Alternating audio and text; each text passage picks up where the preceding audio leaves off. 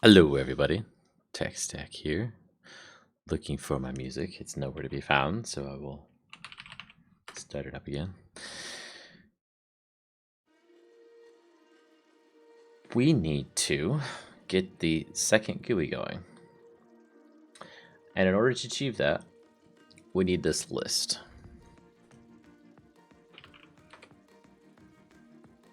So, hey Zach, how's it going? Hello. What you doing? Playing some tanks. Oh, Oh. the swear maker. That's only for fire and air, Brett. You don't mind it?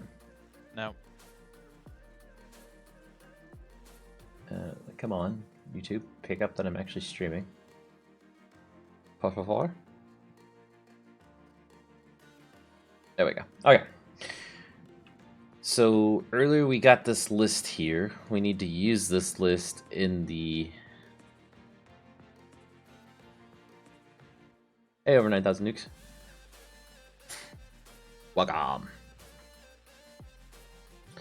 We need to use this in the GUI for the tower crane and not here. We don't care here.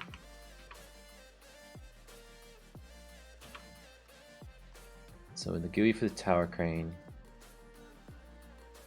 we can call that, but it's not going to give us anything because it's going to be on the server, not the client. So we need to create the packets I was talking about earlier.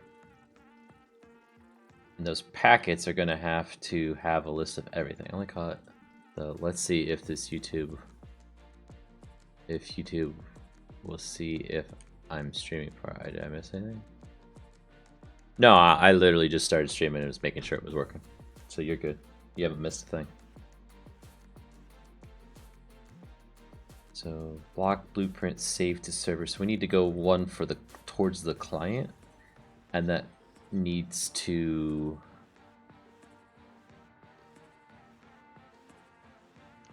we need one from the client to the server saying, give me what you got. Okay, so let's do that.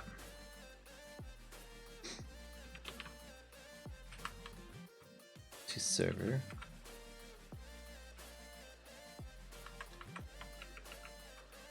Request file list. What the fuck? Sorry. What was I saying, Zach? Huh? What was I saying earlier? You didn't hear anything. No, you didn't. Nope. Nope. I just said that takes us to swearing machine. Come on. Gosh. No, it's just. Never mind. Never mind. That's funny.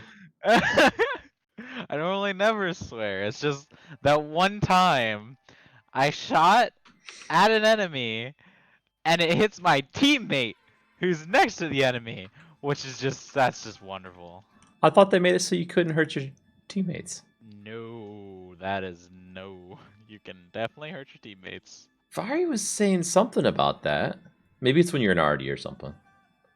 I am an arty right now. Maybe it's not when you're an arty then.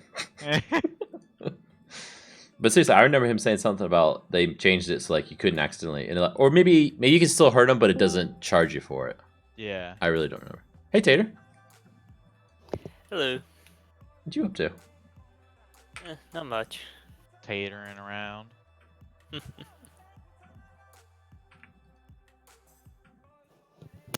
the? So this is going to be an array of strings that I need to send. No, I need to request it. So this is a simple packet. The other one's the complex packet. So there's really nothing to this. It's just a message with the player. And the player's just going to be embedded in it, so we don't need to do really anything with this one. Boop. Boop. And boop. Really, so this needs to be called like that, and then this doesn't need to do anything.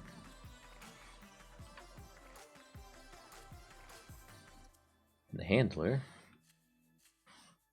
will take Oh, let's go. this name, that, and then this doesn't matter.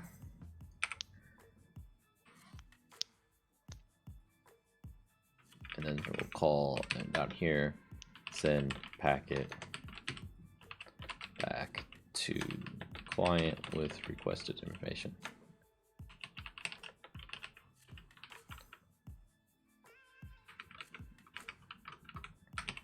That packet's going to have a specific message type. Okay, so let's get this init mod network. This set by going like that and changing this part to say that, and this will be 14. Okay.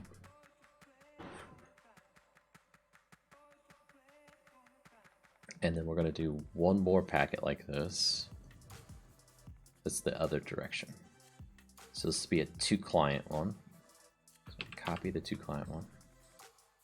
And it's going to be a response or a file list to client. That's good enough. Message file list to client.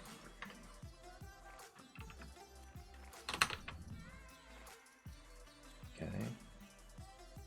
And then the handler.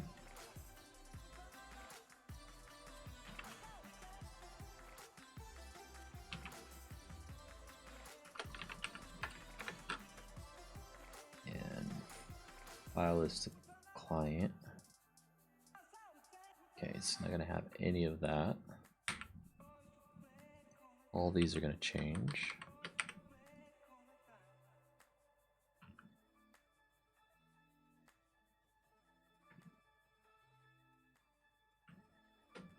Overrode 2 strings in this one. What's theirs?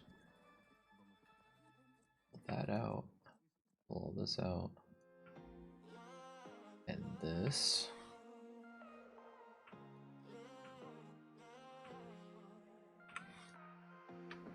And it gives us our framework. In here, rename these parts. Get rid of the junk here.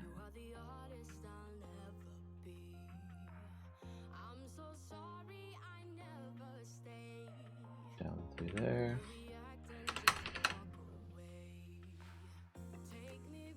Okay, and then in the network handler, down here, we'll look for one that's a client. This one. So this makes the client listen for this packet, basically.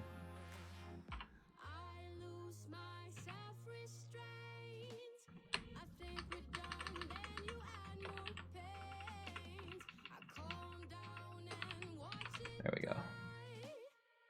So now the client will listen for that.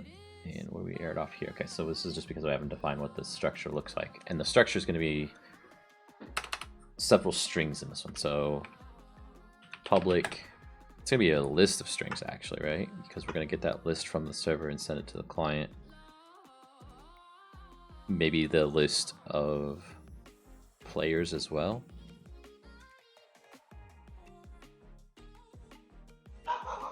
We'll start with just the list of names. String array, blueprints.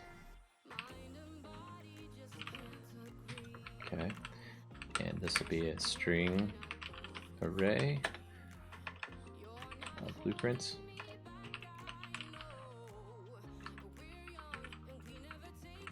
We say this dot blueprints equals blueprints.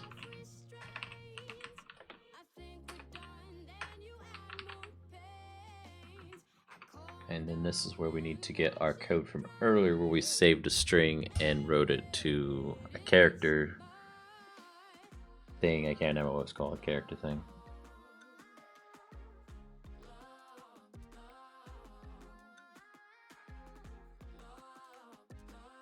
block blueprints to server. This piece. I'm gonna do something similar, but we're gonna have to do it for each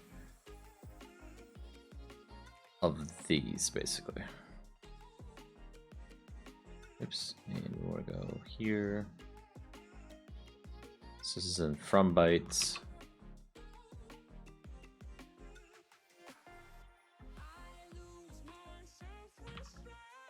And in the 2 bytes,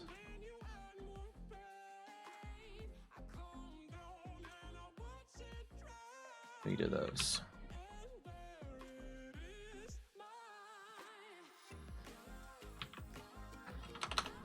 Okay, so let's just say blueprints.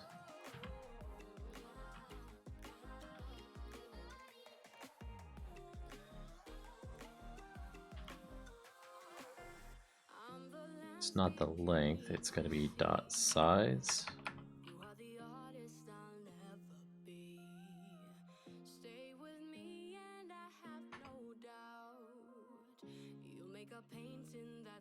Alright, okay, so that is the length. So first we're gonna write number of blueprints. Okay. We're actually gonna need to save that off in a temp variable. So int num blue equals that. And we're gonna write num blue. I'm gonna say for int I equals 0, I is less than num blue, I plus plus. So we're gonna loop through all of those, doing this, but also buff.write int, and we're going to say this dot blueprints, and in brackets we're going to say I, so we're looking at one specific one, and then we're going to get the length of that particular string and write it. And down here we're going to write the blueprint for this particular one. That should take care of it. Hey, CZ. Hello. Got an extra thing there. Okay. So now when we read this, it's going to be the number of blueprints first. So we're going to take num blueprints. And num blueprints equals buff.read int. I can make this uppercase. Or int I equals 0, I is less than num blue, I plus plus.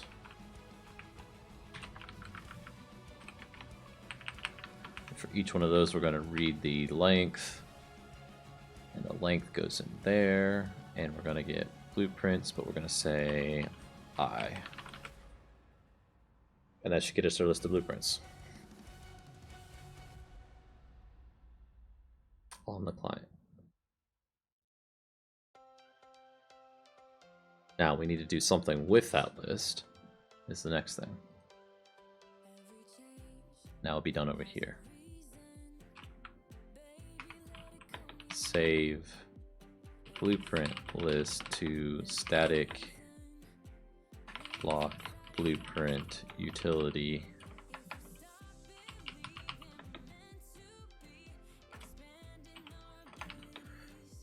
Local cache. So we gotta create that local cache. Block blueprint helper.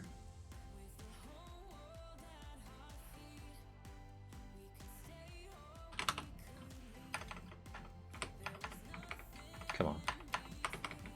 Public static string array. Client cache blueprints. Okay, and back at our message handler,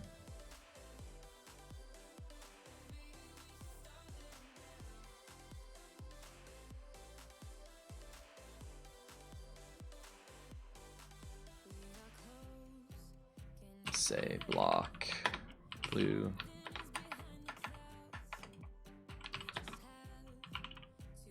dot client cache blueprints equals message dot. That should do it.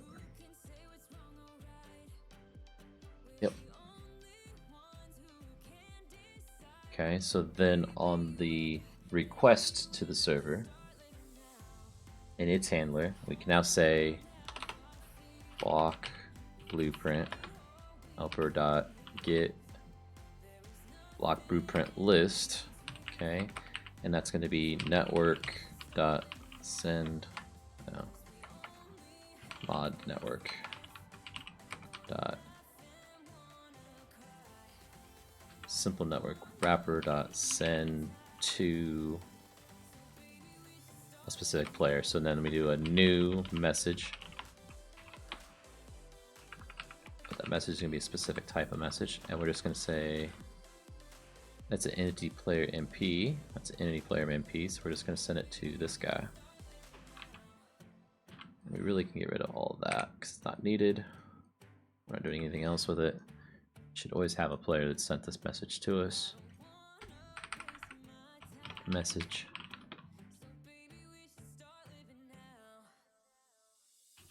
What's it say? File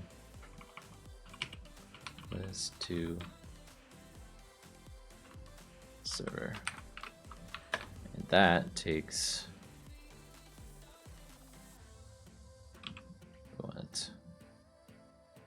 that, and it takes a list of those, which is going to be from this.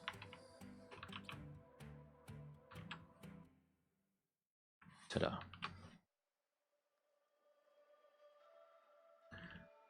But we probably should do a null check on that, shouldn't we? So let's do that. String array temp equals that if temp is not null. For the case when there's no blueprints on the server and we list out what's there, we don't want to crash the server. And we say temp. Okay, so that's those pieces. Then in our GUI for the tower crane settings, when it initializes or when it first starts up, we need to trigger this to send a network to the server to request the packet, which is this packet here. And we say mod network dot simple network wrapper dot send to server, and the message, which is this message, new that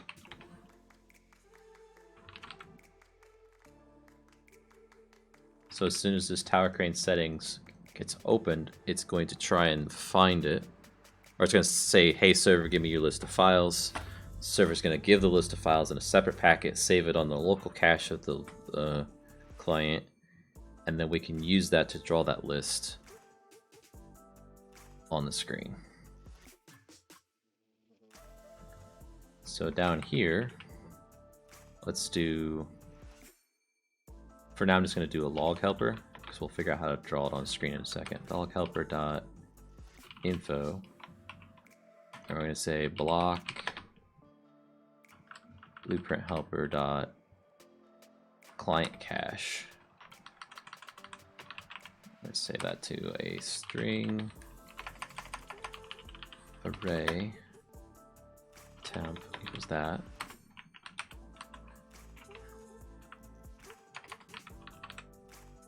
I guess we didn't need to save it. I forgot that we got it already cached. It's not a method call to get that.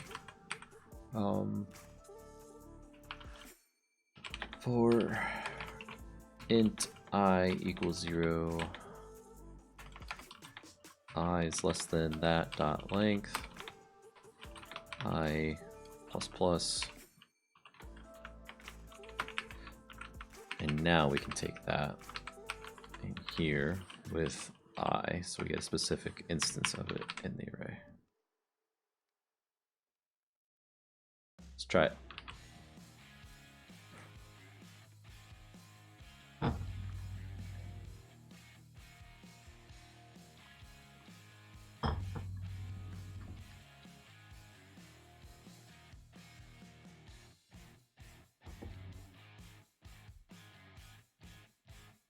And then there's going to be another packet goes back to the server that indicates which one's selected for this particular tile entity. So we're going to need to pass that back upstream. And then that will complete the loop back and forth, I think. Unless we want to request more information about it or something, like what blocks are involved, which we might need to do, I don't know.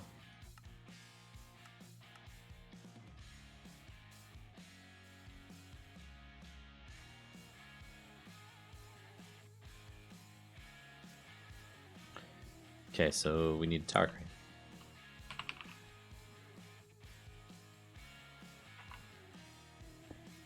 Plop it down, go to this screen, and we crash. Cool.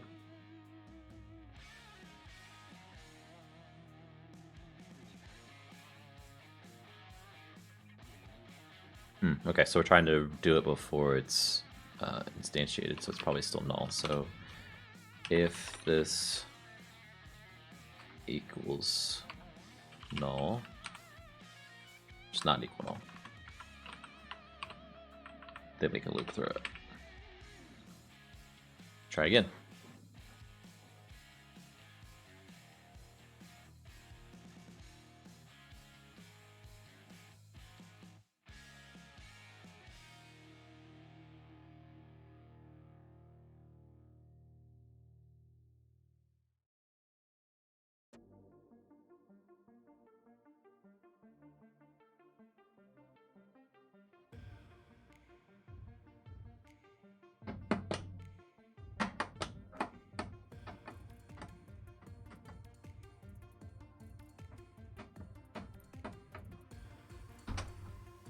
Okay, I'm gonna keep this window fairly small so we can see in the background. Let's slide this.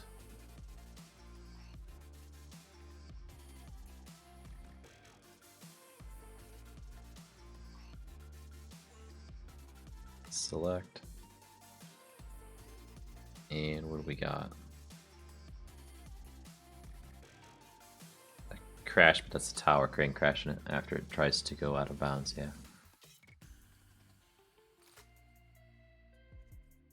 I don't think it ever got in here, which means this client cache was never set.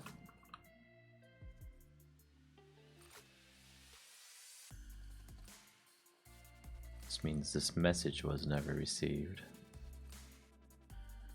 And I know why. I didn't register it. Did I? Oh, I did.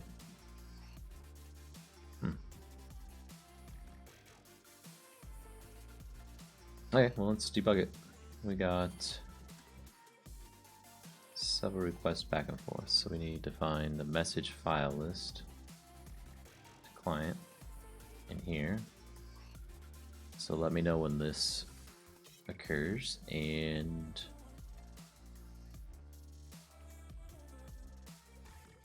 request is the other one. So when did this happen, basically? So we can look at that, see if it's null or not, those type of things. Okay.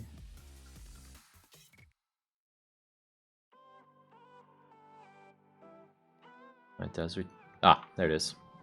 We returned null instead of returning this.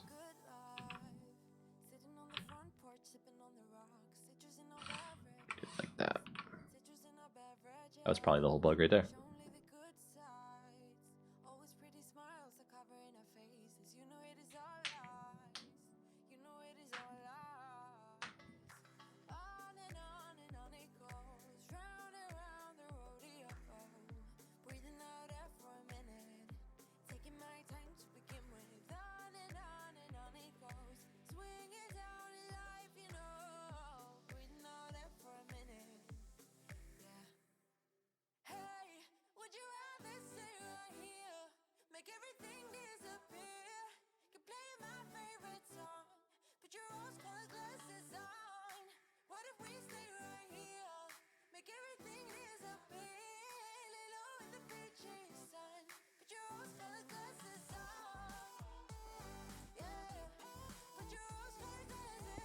Before that thing breaks, crashes the world again.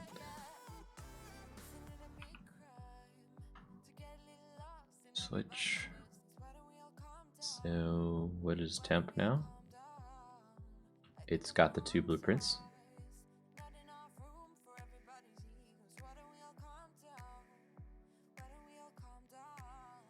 That's fine, that's being paused too long. So take this one out.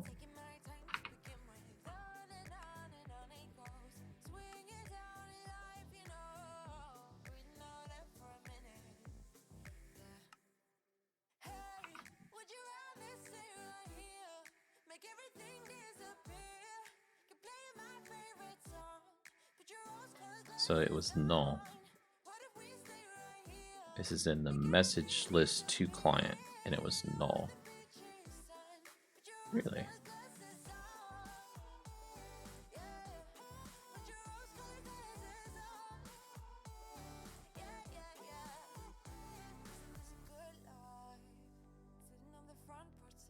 Oh, okay. So this blueprint never gets initialized to its length. So we'll say this.blueprints equals string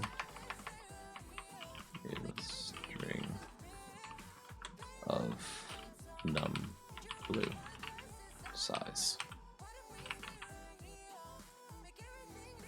That was likely the cause there.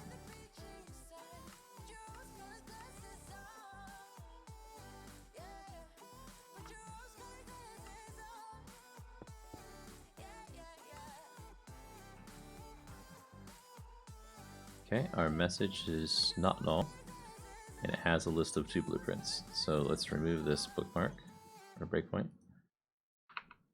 And what do we get?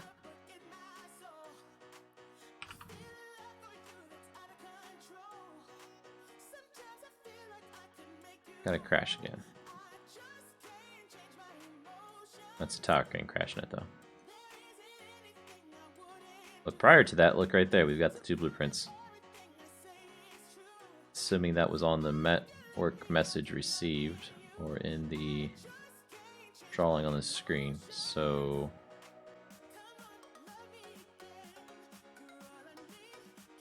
there's no way of knowing.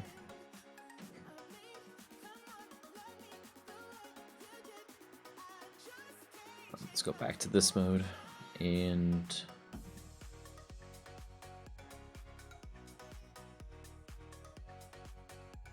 block blueprint here. Let's get rid of this so that it doesn't list them out. For that, we're going to clear this out. Let's run again.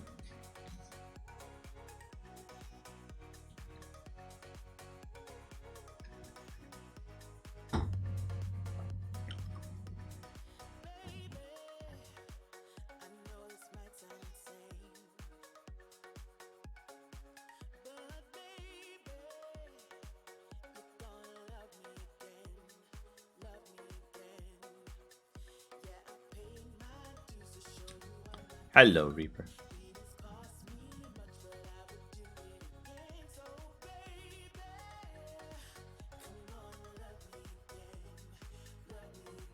I knew who it was right away.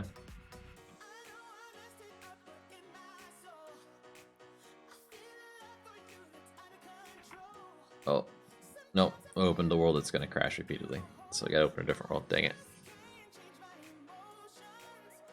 Another copy of the copy of the copy of. If I stop crashing the game, it'd be awesome. I think I'm pretty close though.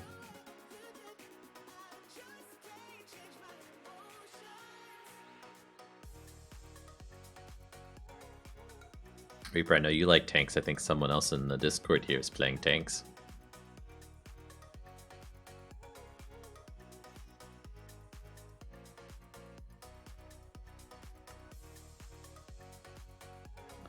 So just delete some of these old ones. Tanks.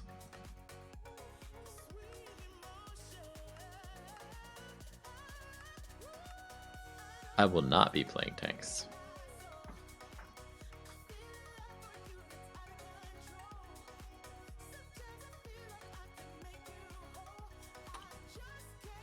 Oh, you're in Mexico at the moment? What are you doing down there?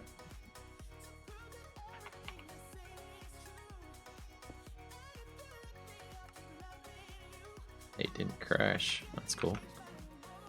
There's the blueprints. Now, it's repeating so much because I put it in the loop where it's drawing it so that we can draw it on the screen instead. Just normal Mexican thing. Okay. Whatever that means. So draw GUI container. Are we doing anything in the foreground anywhere? Font renderer, there we go.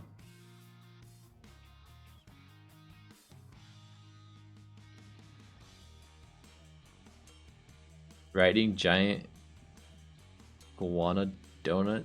What? With a big boat? Fishing? Okay. So you're having fun. It's a vacation, you're saying.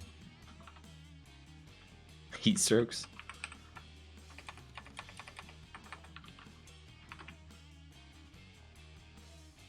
Giant donuts.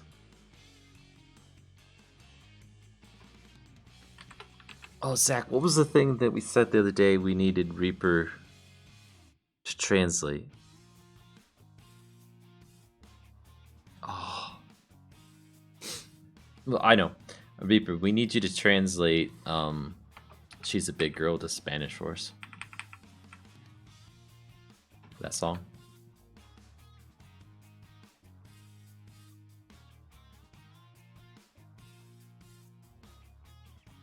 De Q parte de Mexico. What part of Mexico?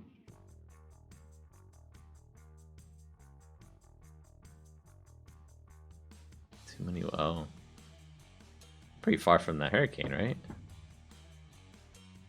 Hurricane's on the other side of Florida.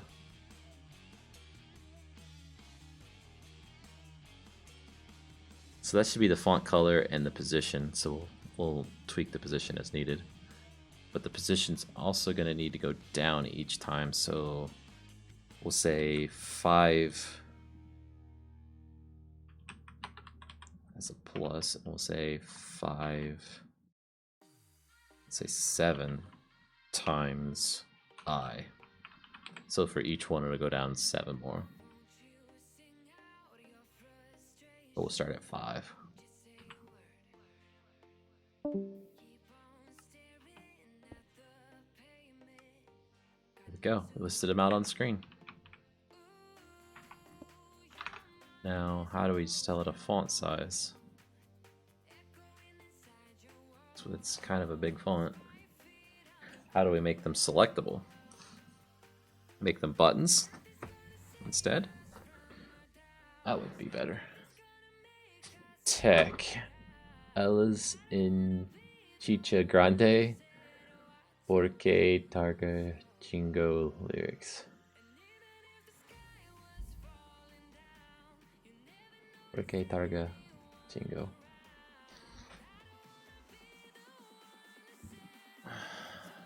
Because something.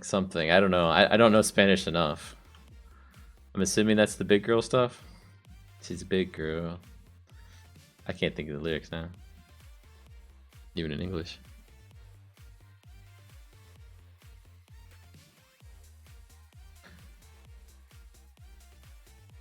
Oh. Okay. Thanks for making me read that then. I didn't know.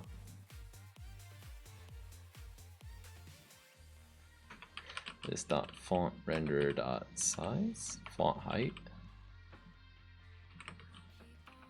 was 2.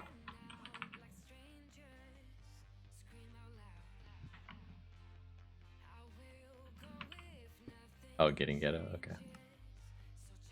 That didn't seem to do anything. What if I do 1?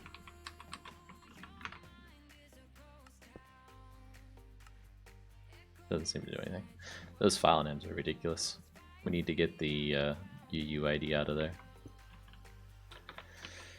Which means I need to save it different so that I can separate it out.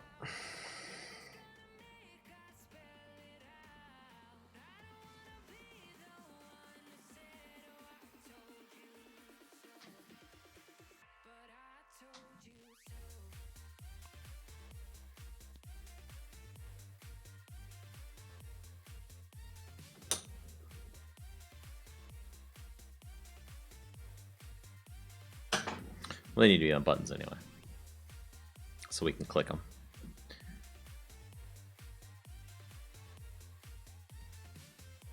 So on a knit GUI, we add the buttons. So we can add X number of buttons. Can we say this dot button list? These are the list too. Dot.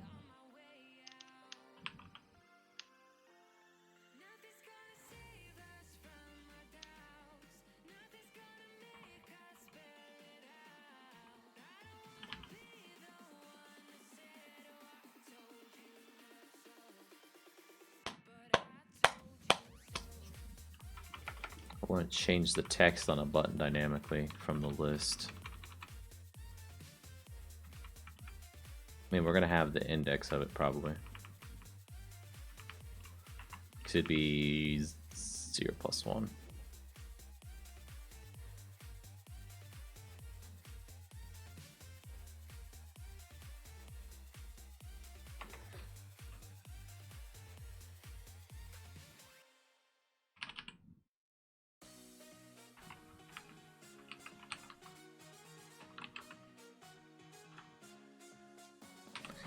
So we're going to add a button, and the button's going to say the text here.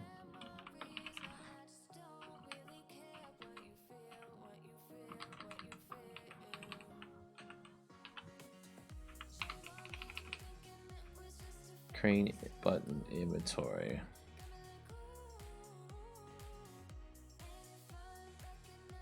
Okay, so that's what that is.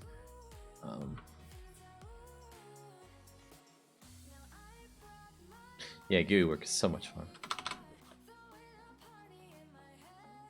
Thank you, Pedro. GUI, tower, crane, button.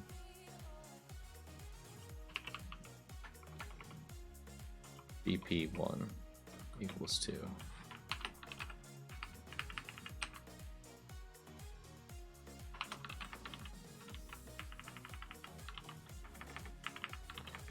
Don't know how many we're going to fit on the screen, but we'll try. 2, 3, 4, 5, 6, 7. 3, 4, 5, 6, 7, 8. We'll try for 8, but I doubt we'll get that many. Oops.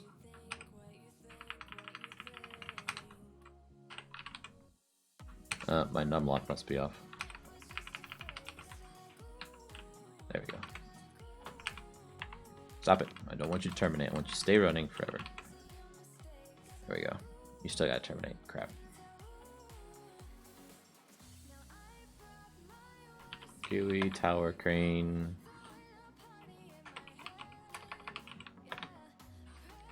BP1.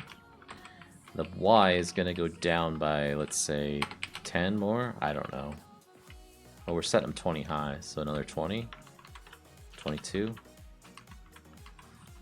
B1.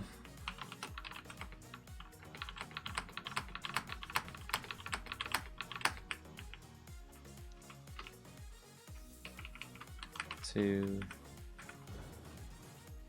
3.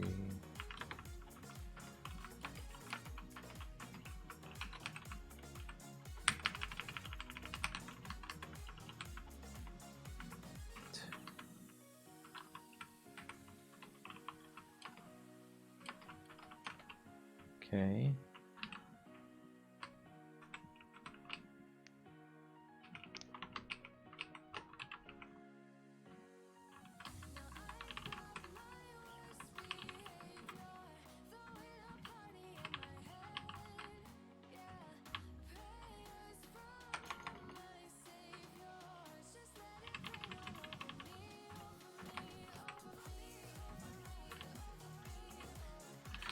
Yes, I know that can be more efficient from a code standpoint, but I'm just trying to get the layout set. Then I can come back and say 44, 66, and so on. We have errors. Why do we have errors? Oh, because I can't type.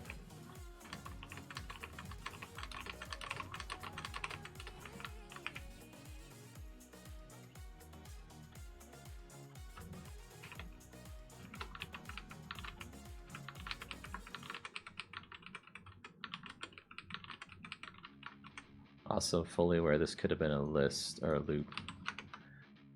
Like I said, I don't know how big it needs to be and all this stuff. Also having them as buttons like this gives me the option of doing some things. My code other places. Constant that's defined.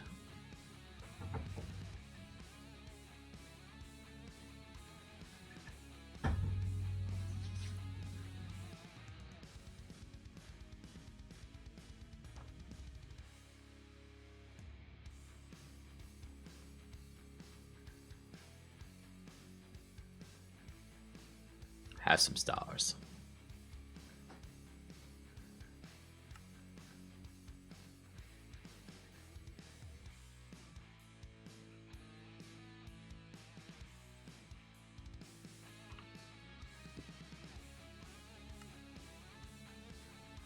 Okay, so that is all 8 right there.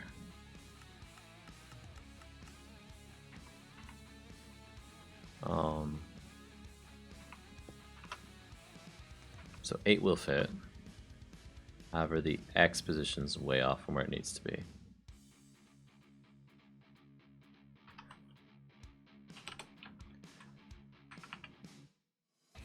So let's make a int X offset equals -50.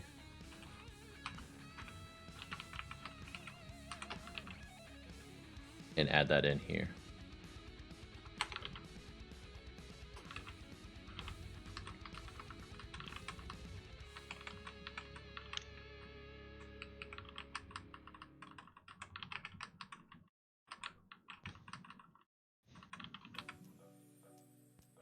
Save, bring up the GUI. Okay, so we need to go more than 50.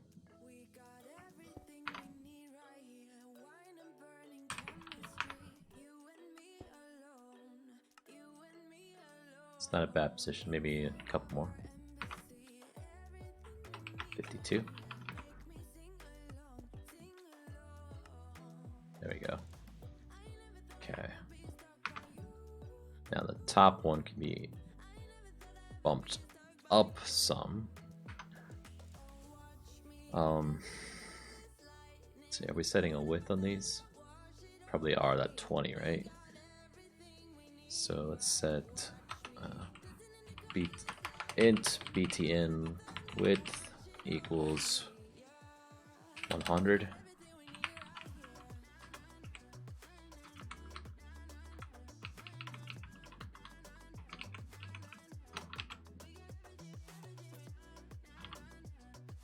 Height's going to be 15 no matter what, so I don't need to mess with that.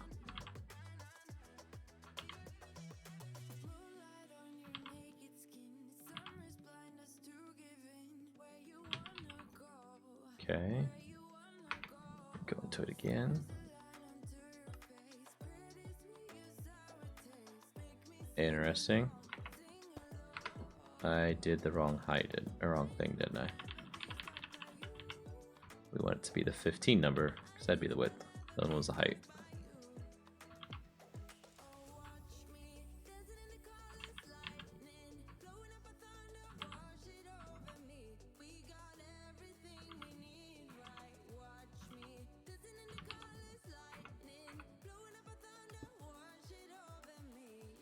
Okay.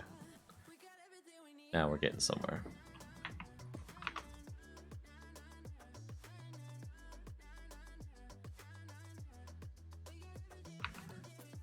Let's take a look at this again. I'm going to take a screenshot of it.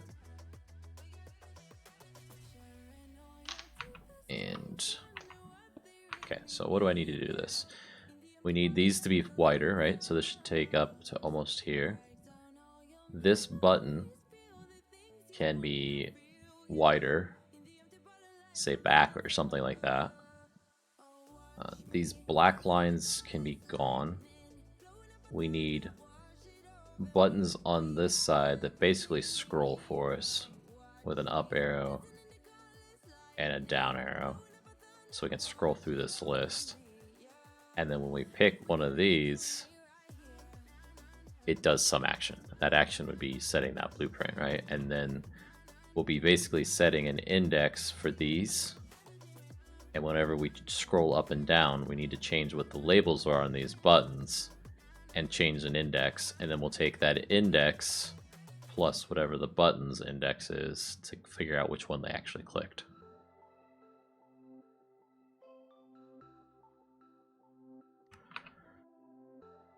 Assuming there's more than 8, right?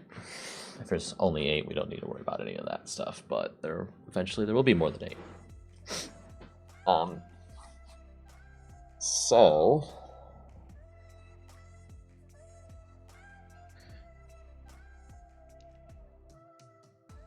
I wonder if these buttons can have hover over text as well. They probably can. I don't know how though.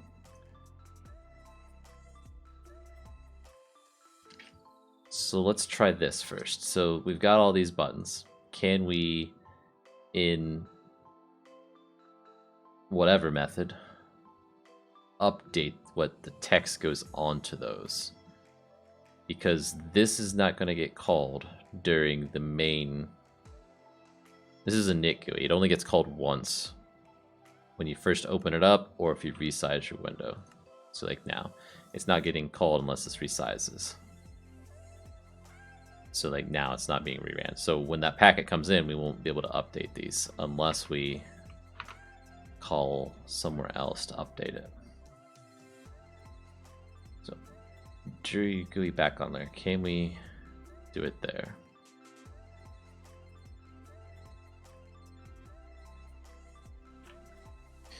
We really only need to update it once until they click again.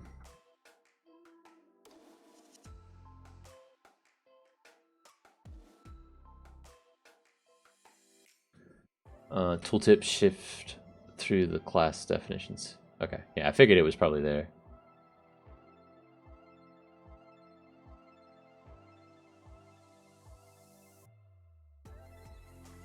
Oh, so it wouldn't be Señorita Grande, it'd be Chica Grande?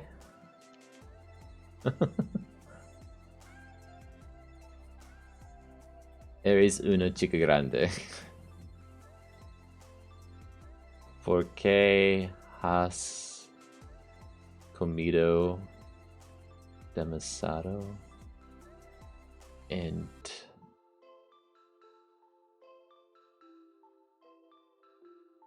I don't know.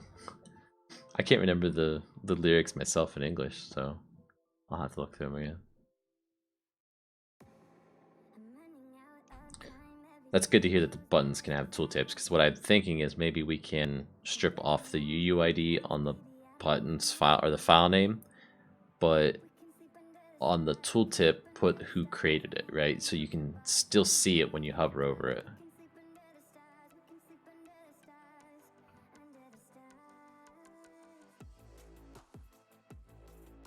There's a hovered option, like a boolean if it's hovered or not. There's display string, which is public. Oh, that's cool.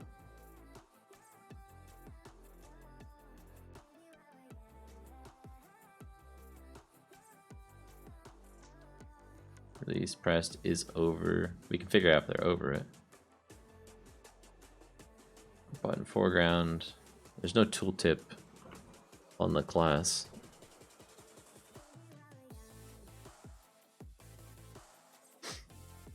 But draw string, huh? Okay. Or display string. That's kind of what I need to update. So let's see. Can I update that in, say, draw screen or draw foreground? Where is it? Down here. Can I this dot button list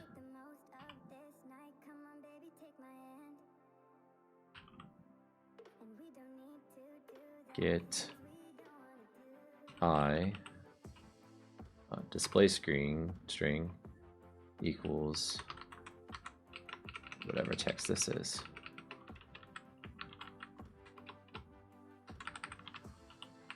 And we can get rid of this and this.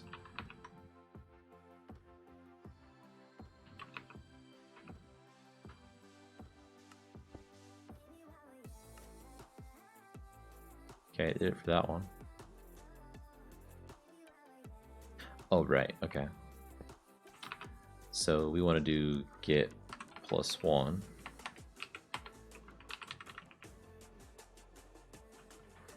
If we'll have to sort out if it's in the right range, right? So we actually want to go from 1 to the length +1, or we can say equals, less than or equals. Right, so we'll loop through them all. Oh. But then once we get more than 8, that'll give us a problem. So to do add, did you lose Zach? Yeah.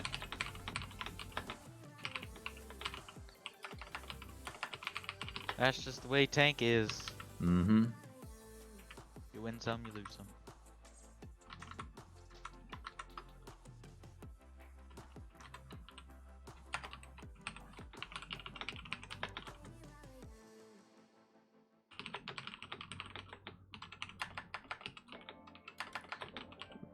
Rolling index for that. Okay. So now crash, cool.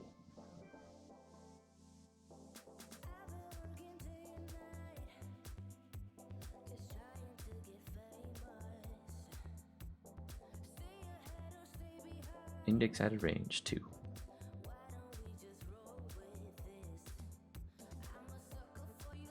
Oh, right. We're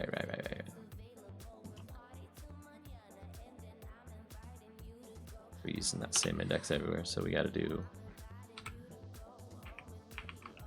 button list I +1 or never, or rearrange these, not make this one 1, make this 1. That might make a little sense. Going back might need to be a higher index value. So let's make that 9, and then all these 1, 2, 3, 4, 5, 6, 7, 8.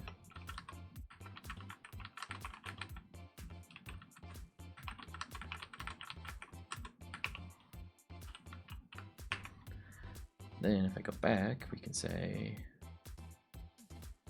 that. Much simplified.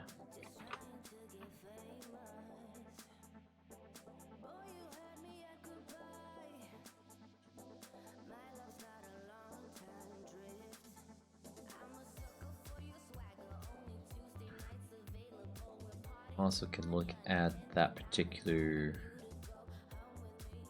PNG file and update it so that it no longer has the background in it. Lines at least. Recipes, models. GUI, there we go.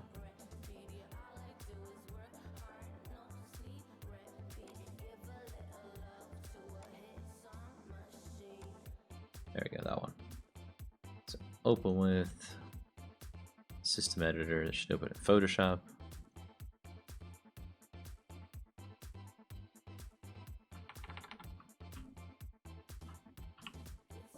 Boop. Boop. Save. And then we need to window, refresh that, and do a clean, because I've had that cause problems before.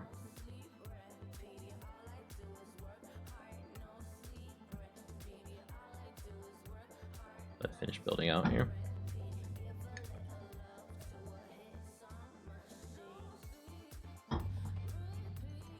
And I might need to do F3T.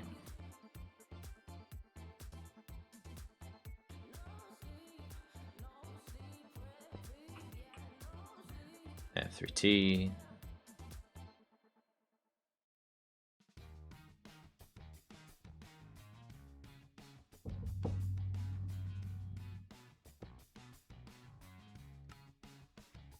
Okay, we're still getting that one somehow. No more lines though.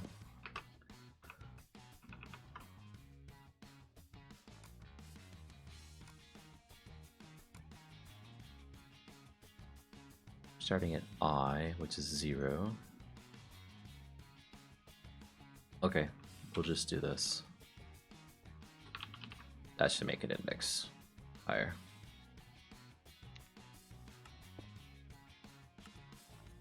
There we go. That's still our back button to the inventory screen.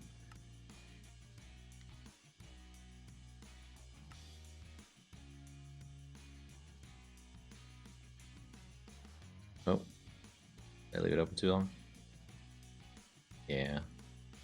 Let's do this. This is just gonna forever cause me grief right in a moment. Where is this thing's update statement?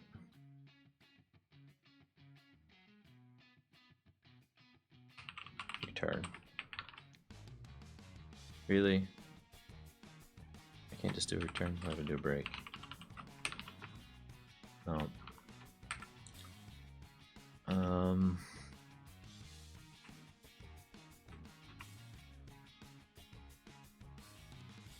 Gosh, I just don't want you to do anything really.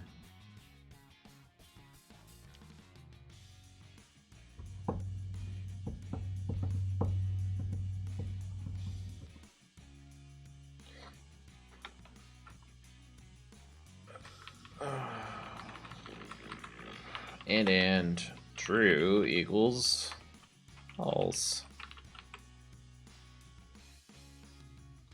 Ta-da.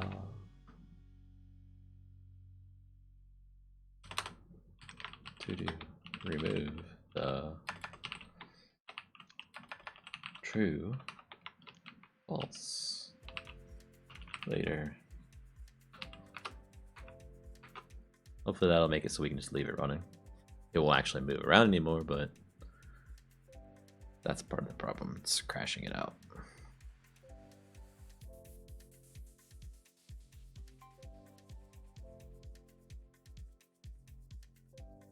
See, none of this should apply either. We don't want to look this up until we've clicked the button.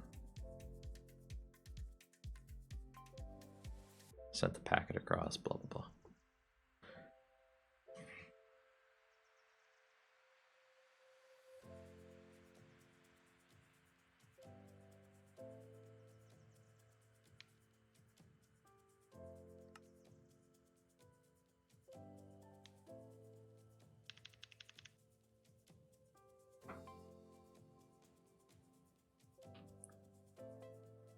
Cool, it's at rest. Okay, so splitting off the thing. How would we do that? We also don't need the word dot block blueprint added at the end, so that'll shorten its own. The button itself can be wider. So if that's what, 100?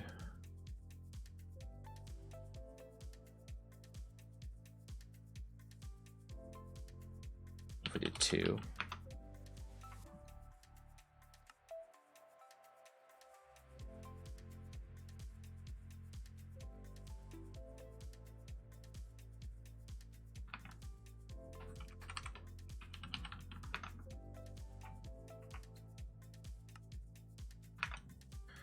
$50.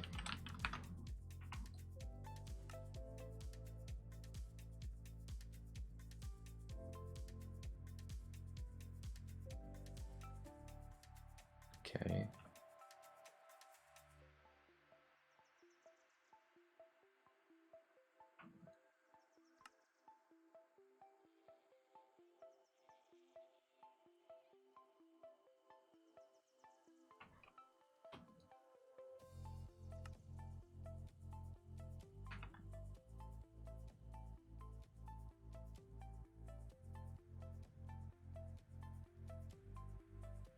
Doing any string manipulation at all at runtime in a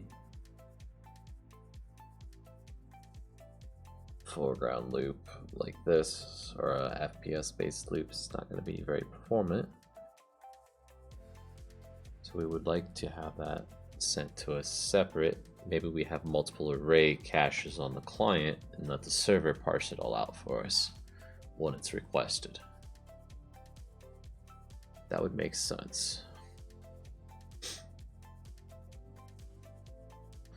Ideally, just sending the list and an ID would come back would be good. But then if somebody else saves something in the meantime after we've received the list, then it's going to get ugly.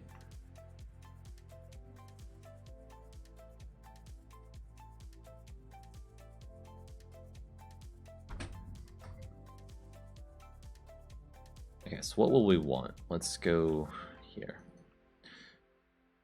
So that's the blueprint file names. Let's do Shift R, file name, right? So that's the full on name. That is the unique identifier.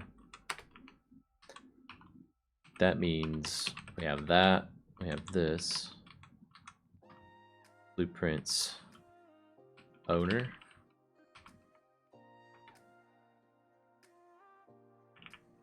and then one more, blueprints display name.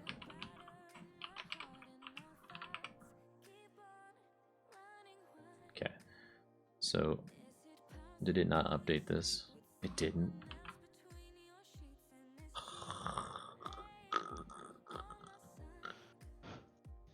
You sound like you're having fun. Yeah.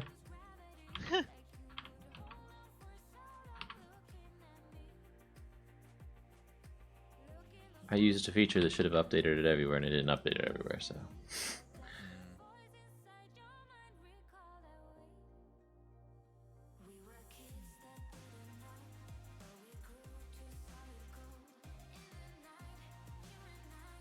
So that's going to be everything. The UUID, the file name, and the file extension. Don't care. This is going to be just the owner, and it's going to be not the UUID of the owner. It should be the layer name. So back on this, how can we determine the UUID from the other part? And I think the easiest way to do that is to go back to our GUI for saving the file, disable allowing the tilde character, and using the tilde character as a separator between the two. So laser level.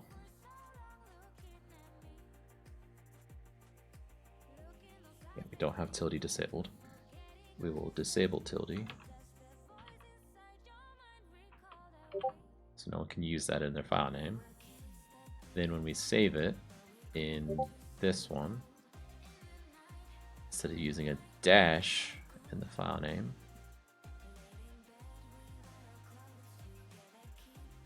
or scan.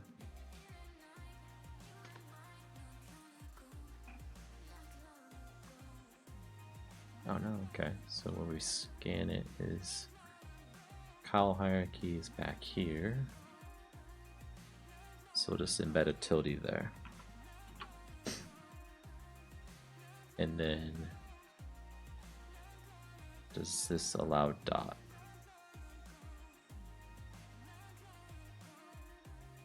It does not. Good.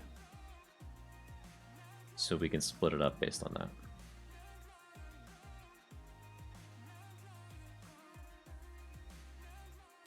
So back on our message.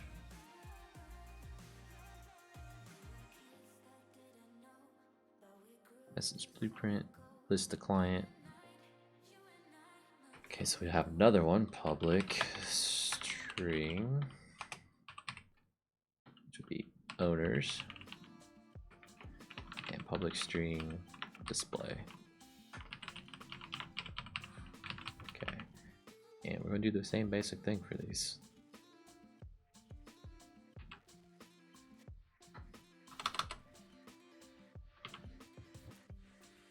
So we don't even need to change the number of blueprints. We're going to write number blueprints. No, we don't need to write it again because we know the number. We then take blueprints.length. So this is going to be their full name first, which goes to blueprints.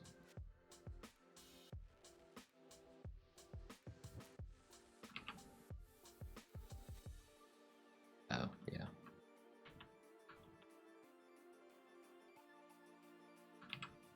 Same thing, but owners, owners, owners.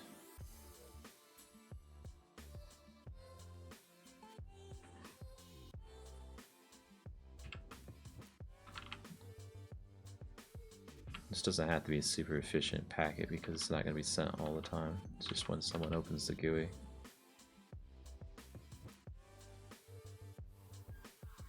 We could do the same thing for these. And instead of blues, own.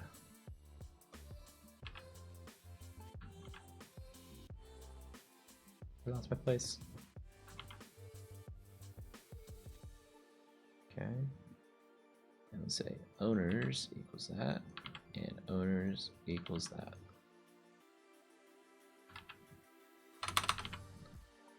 And display name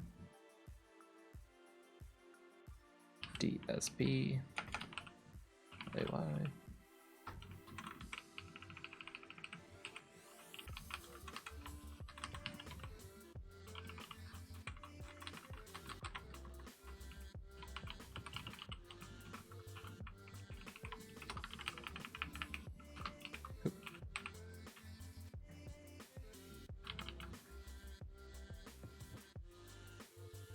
Okay, so the file list to client is going to have the blueprints, the owners, and the display name. And we need all three of those defined then. So string array owners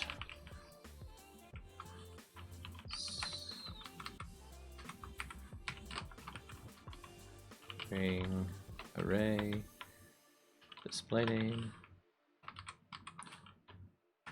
DISPLAY name this dot owners equals owners this dot display name equals display name.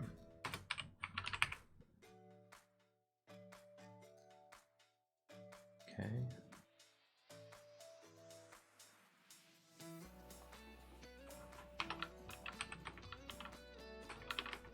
It does, it's the same packet.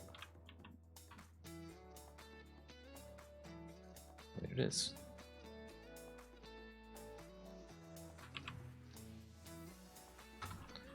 Message boom message dot display name and say block blueprint helper dot client cache owner equals that,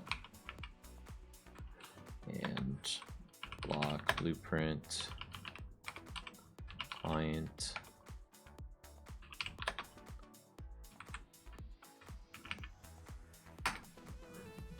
equals that. Okay. Then in the processing to that, so here we need to figure out what those are.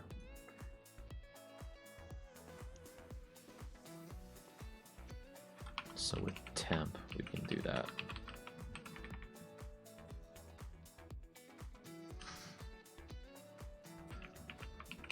So we'll refactor temp to be file list.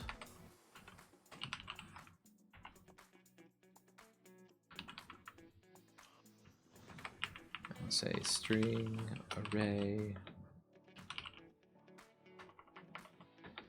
owner equals this new string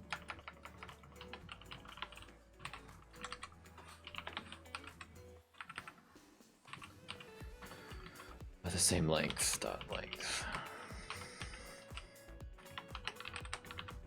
Same thing for this, only display.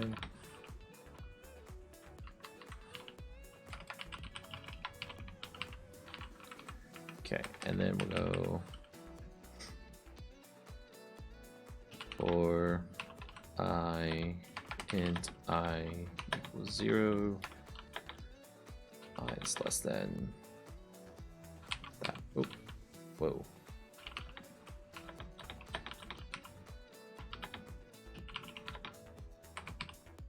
Length I plus plus.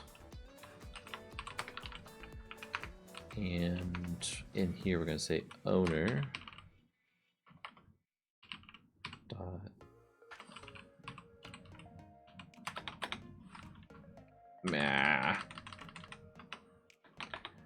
equals file list dot temp dot split. No, there's no split really. No, I dot split. Splits a string around the match is given.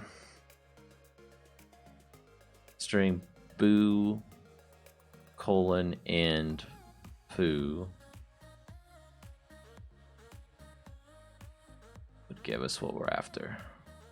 So if we did that, what's it give us? It gives us a string array, doesn't it? Okay, so, and then we'll just go 0. Ta-da! The first part of the string. Okay, and then we'll do display name.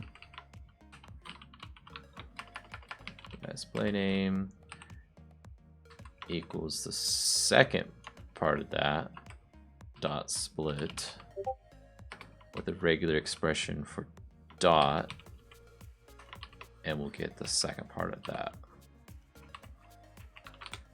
Ta-da! So anything between the tilde and the dot basically will be the display name. Then we can take file list, comma owner, comma display, and get rid of that error.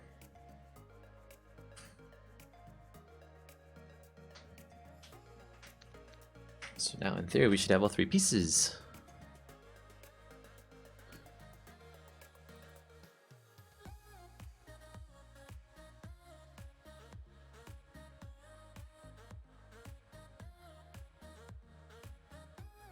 Right, I am. Because there's multiple strings because they're arrays of strings.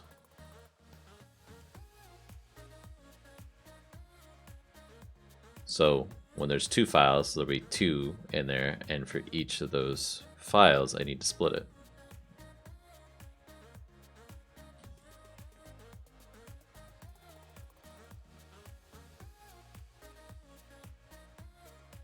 So I'm going to take the UUID off of the first file. I'm going to take the UUID off the second file, and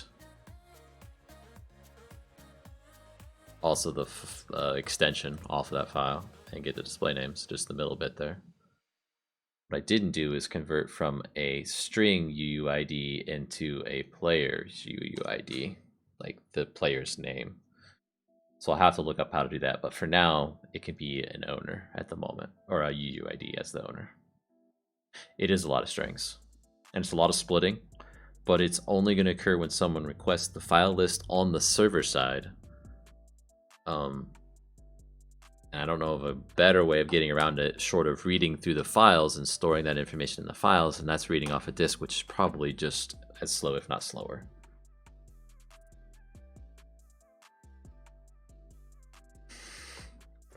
So in theory, this should work. It should be fast-ish. And as long as there's not 600 files on the server, no one's going to notice.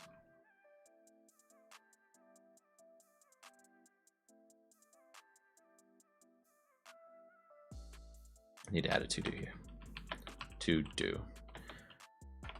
From UUID. I'll convert. Convert from UUID to player name here. Okay. So that should mean in my GUI for here, I don't have to rely on just this. I can say client cache blueprint display name instead.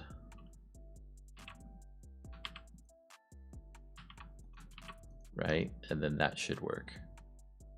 So instead of having the UUID tilde, well, let's do that. So my files currently don't have tildes in them. They have dashes between the file name and the UUID, but let's just put it in there. Because the new saving of it will put the tilde in there. There we go.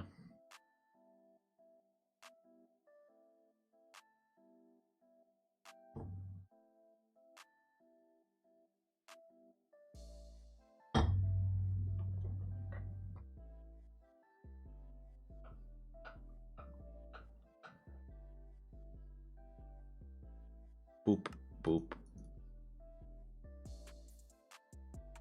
And come on.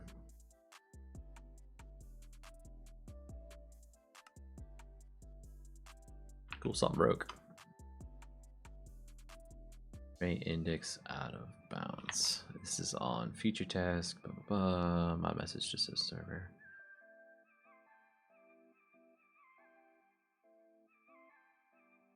Which one was it?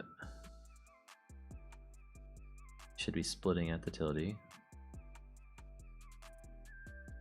Should get you everything on this side. This went through okay though. I know that because the array index is 1, so it couldn't have been this line.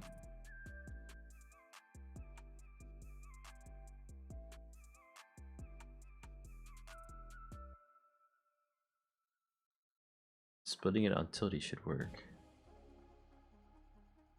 Okay, so let's do this.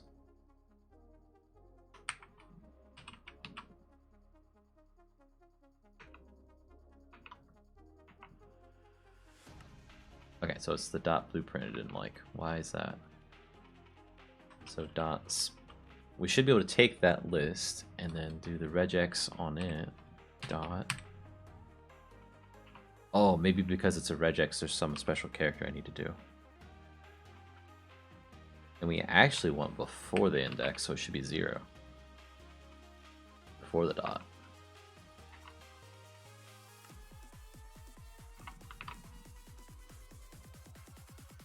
Still giving us that. So it's not finding this dot anywhere in the list. Is that because we need to do like that?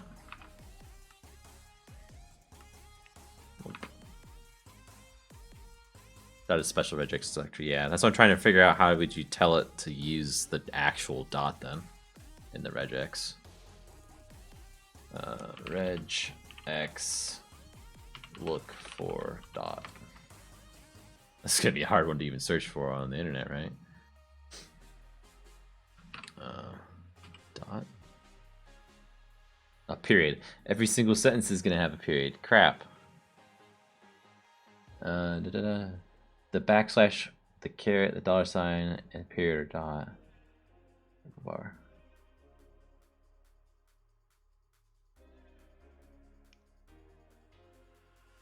Search for dot. That's what I thought. So that. Isn't that what I put in? Yeah. Why doesn't it like it? Invalid escape sequence. Oh, because it's an escape sequence within Java as well.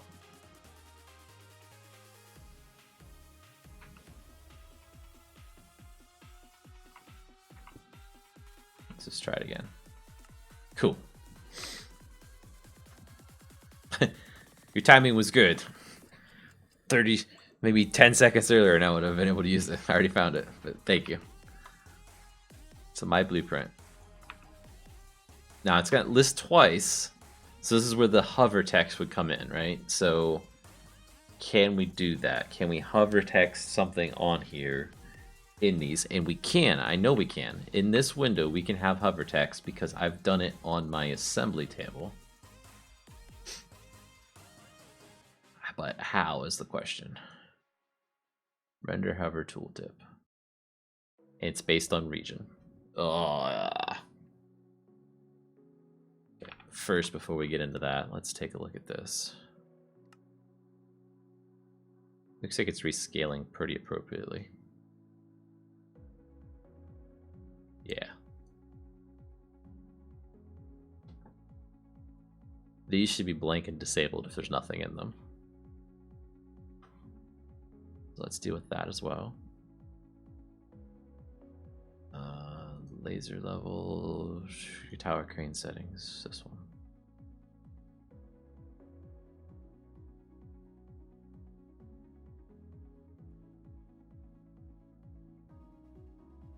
Okay.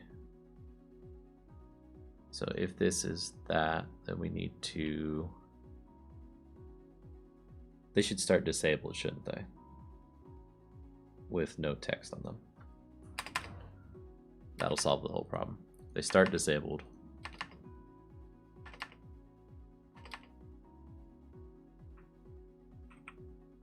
Or golden. So for loop. Is there? I thought Eclipse had for there. And we just say less than 8. And we can say this dot button list dot get I dot enabled equals false. Okay. And then in here, we just say true and set as text. Oops. No capital T, please. Please run. Okay, so they're all disabled because they're not there. Okay.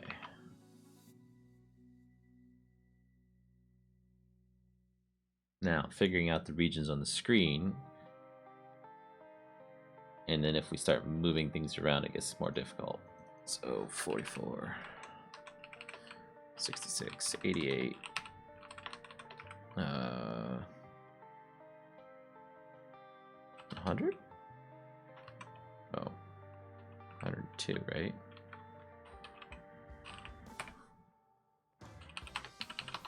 $110.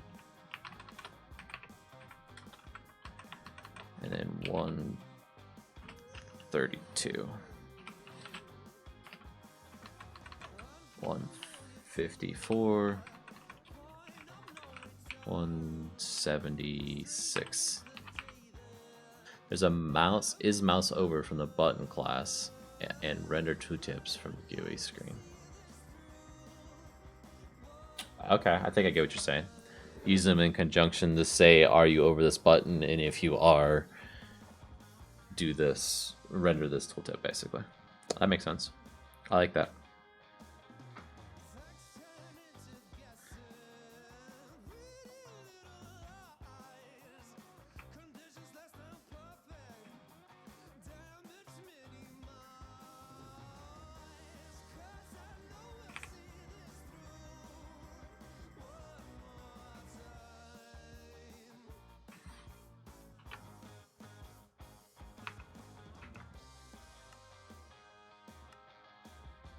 There we go.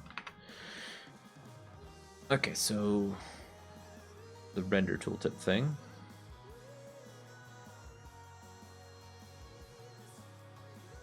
Okay, where is it? There, render hover. I'm just going to take it as an example, and we'll go to tower crane settings. We don't have that in here anywhere, so we'll put this here. And draw hovering text is really what we're after, and this tooltip stuff is what we're after as well. So the mouse X and Y we don't care about. That we don't care about. So instead we need to do a for loop. So for tap tap, no, that less than 8. And we'll say this dot button list dot get I is mouse over. So if we're over this one, then we will display, we'll set up a tooltip text, and it's going to say blueprint. Those are actually colors in there. They're being defined.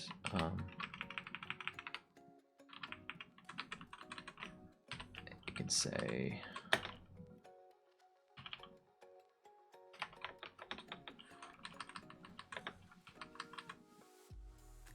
we'll say the blueprint's name, so we'll grab the name from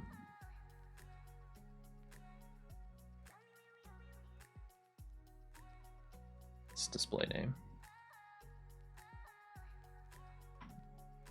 Like this.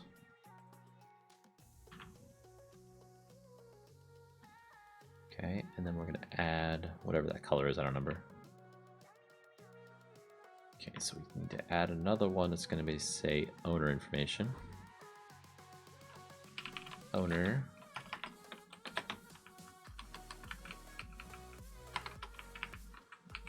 Same basic concept. Only instead of display name, we'll say owner. Okay. And just continue, please, because I'm going to fix all these errors in a second.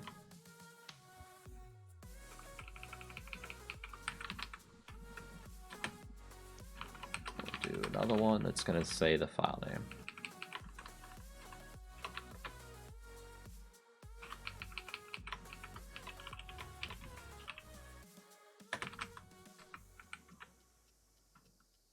We'll get rid of this, and we can say this goes here. And that should cover it, right?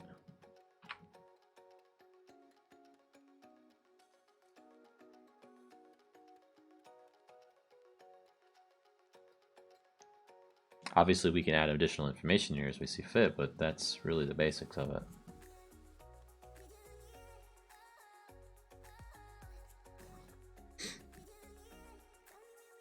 But we need to, send a packet to the client with that information, of course.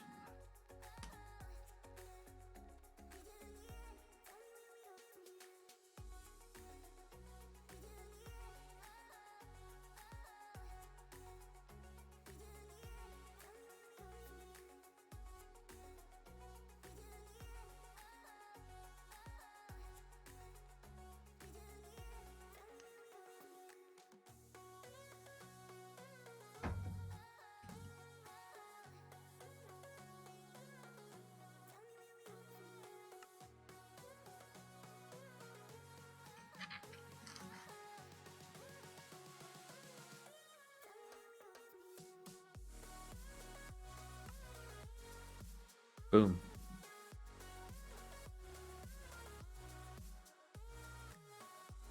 The file name might be a bit much. There you go.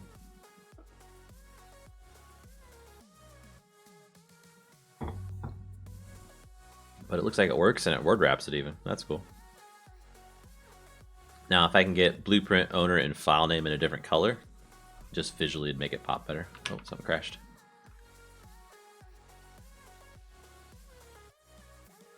Here comes that rain that you guys had 6 hours ago. The rain I had 6 hours ago? Yeah, like around.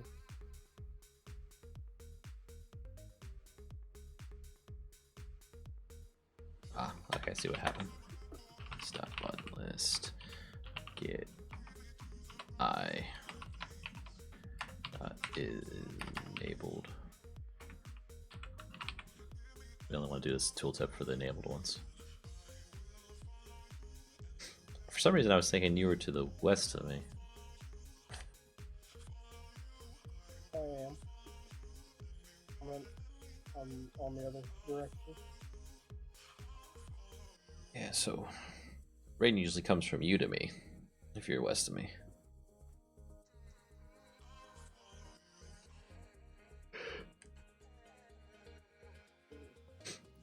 So I guess it's gonna rain later About for me. 2-hour drive.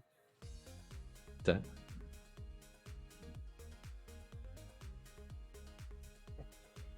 My brain's a little fried about the movie that we just watched. We watched the Avengers, last one. That was bad. And yes, I'm area, but I'm visiting family, so I'm out of the state. Oh, okay. Not just. Yeah, there was quite a few storms I went through earlier, actually. When I left and went and got dinner and stuff, it was still thunderstorming for quite a while. Just one after another. A bunch of little ones came through.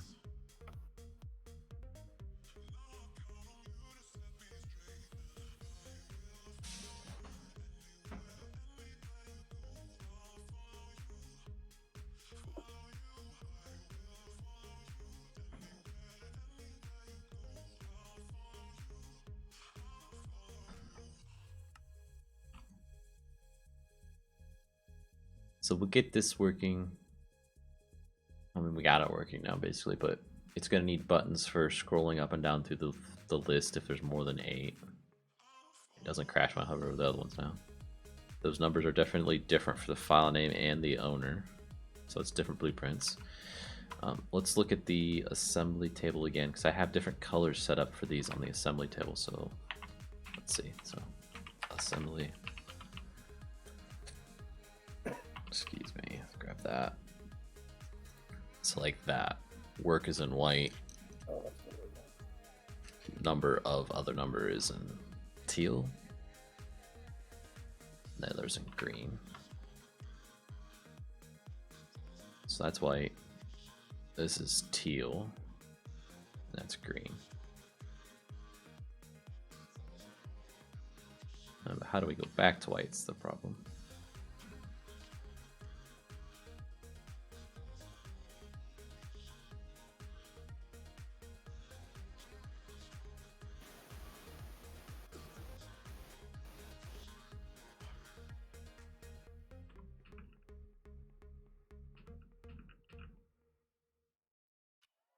Because those don't, that doesn't make sense for being each 2 of those digits being a different color, like red, green, and blue. Unless 0 is implied on the front of that.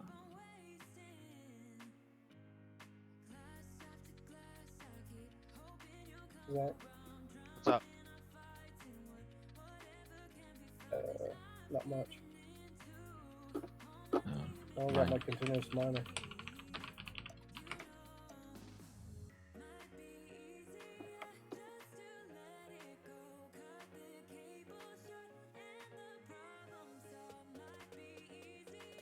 So according to this website, this is white in Minecraft. So if I take, don't change this file, which we don't want to change. No, undo everything. Save. Here.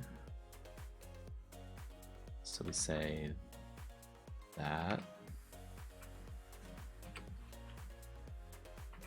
Come on.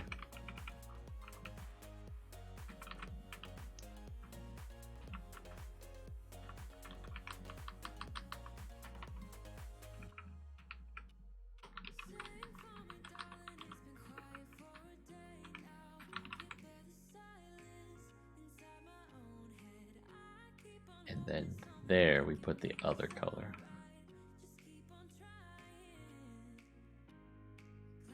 So let's make the blueprint name in blue, I guess.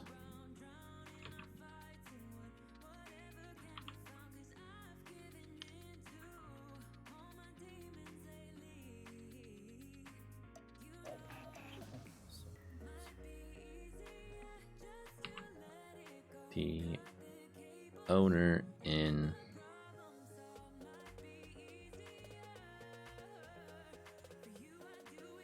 purple?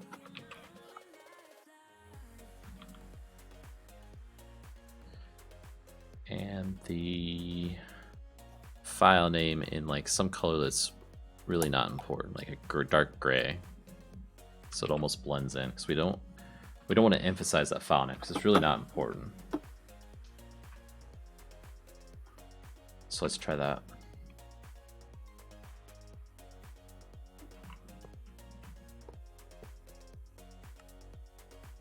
Perfect.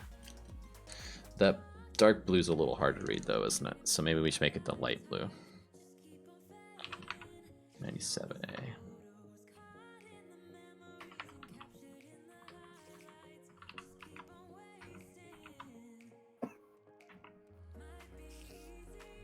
It's a little better.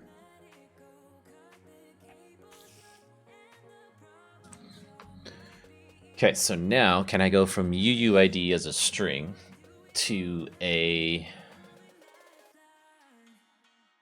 player name in our packet?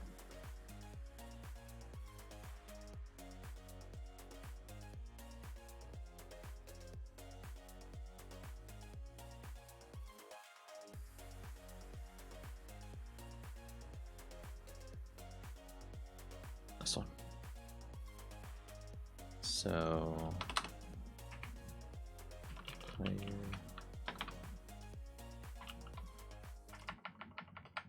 entity player mp dot from no, dot get UUID.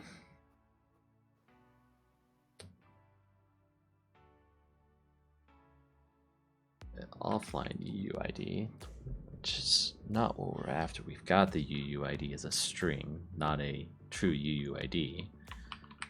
So can we take a string and go to UUID? UUID dot view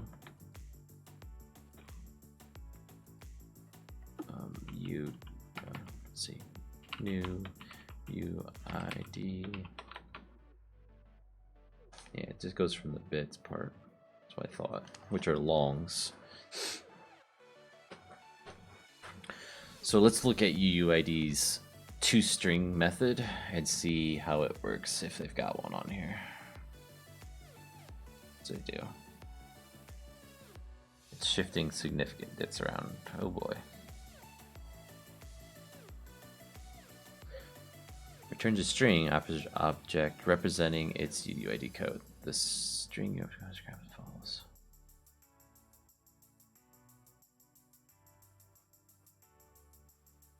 There's nothing that takes. Oh, from string. Awesome. There we go. We don't have to figure it out.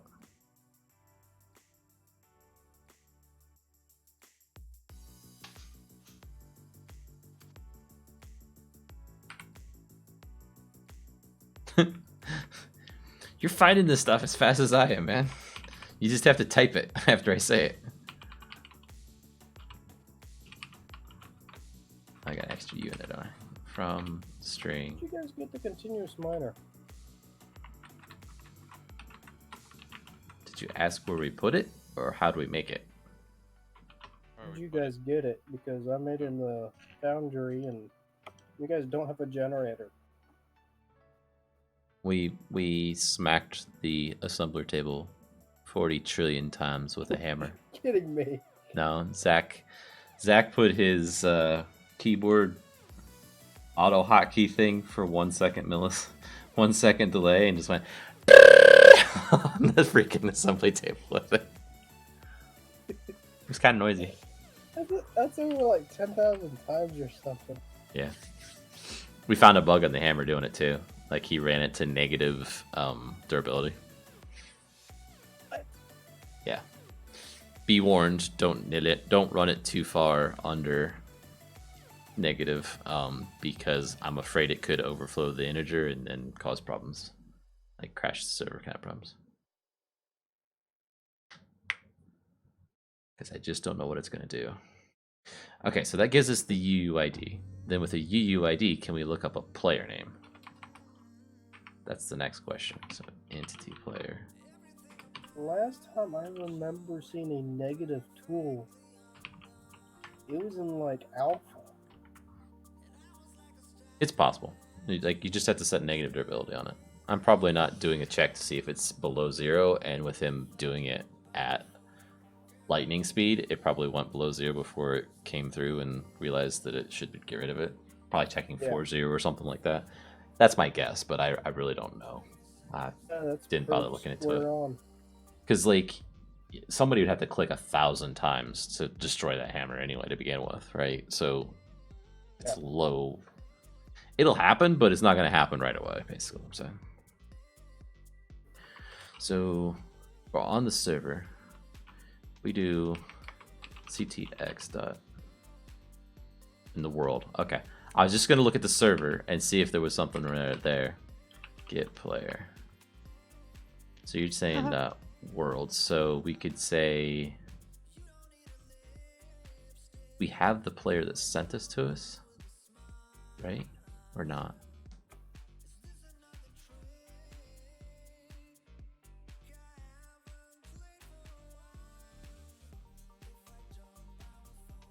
Let me think this through. So this is on the server. The message context will have it. That player.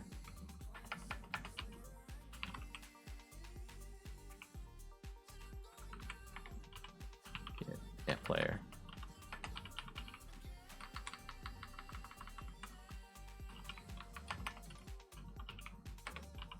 World dot get player entity by UUID. And this is gonna be ugly if I don't do it this way, so I'm gonna say UUID lowercase UUID, and we're gonna say this is gonna be entity. So any player MP, just entity player. So entity player.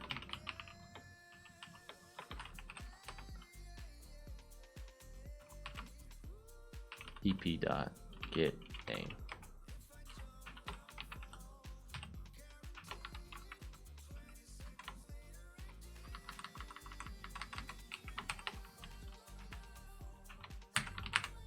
I should do it.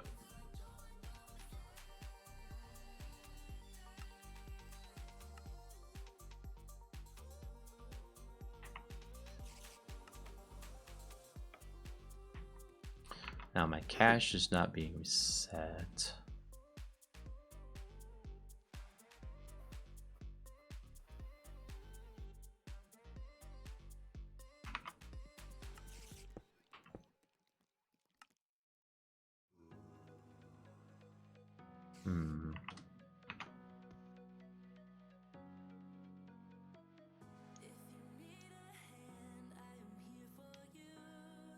So it's getting an error message.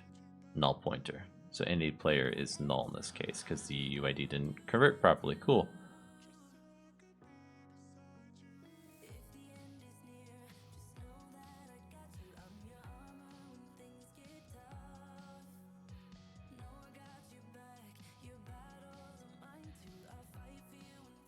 Let's pause there.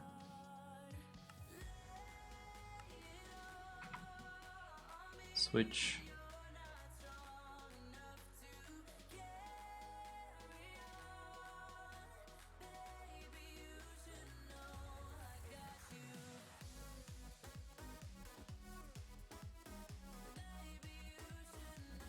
Now the problem could be we're actually technically running in offline mode when we're doing this, and I don't know if those get UUIDs, get player by UUID works when you're in offline mode.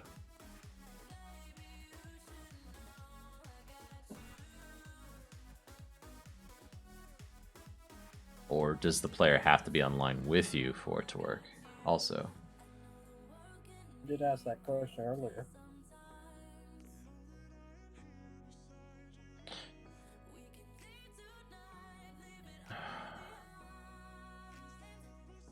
Gosh, this is gonna be a pain. The workaround I could think of is load the UID to the server, and once it's been completed, have the server delete it so it doesn't fill up with them.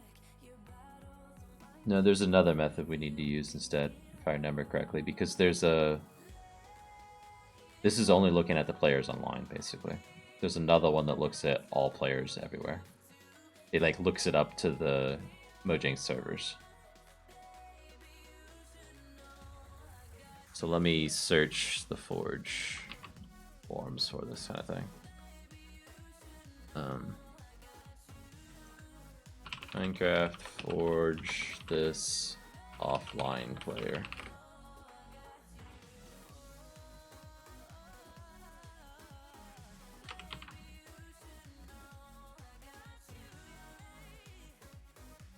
Glass, you should instead use it's null.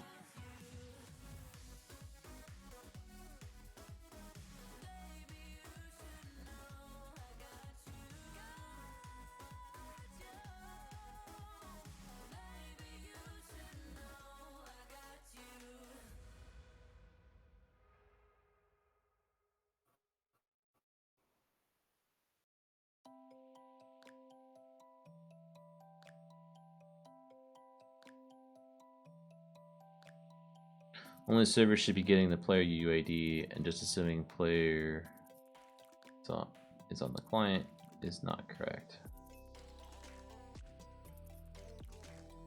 List. It's just people doing it wrong.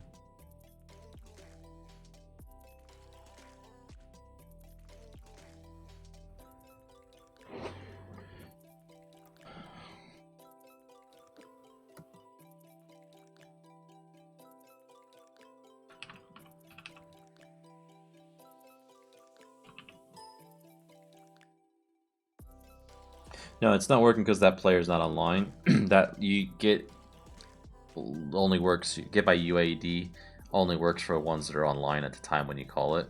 We need to use the one that calls the Mojang APIs and looks it up. The same type of thing that would be done when you're doing a user or player head. Right? That's going to go out and look up their, probably by their UID, the player information. Gosh, where have I done something like this before? I know I've done something similar where I had to look up the UIDs before, but it may not have even been this mod. We didn't do that for the player heads. Thing is, I don't know if it would have looked up the name. It might have just used the UID and said, "Here, have this. Give me the skull." We can look though. Oh no, I went from name to UUID because I have a list of names listed out in that file in a script. It's worth a shot. Maybe it'll give me the class I gotta look at to go the other direction. As long as it gets you in the ballpark, you should be fine.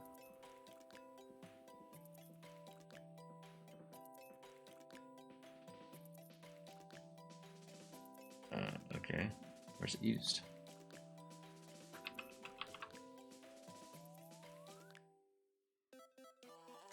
The chosen one.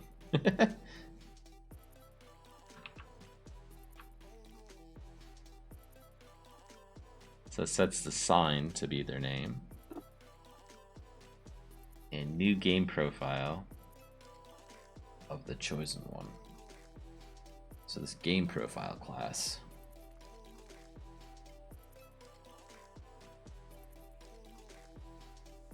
constructs a new game profile with a specified ID and name.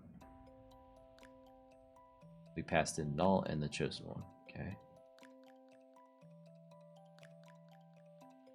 Either ID or name may be null or empty, but at least one must be filled. Okay, so this is probably what I want.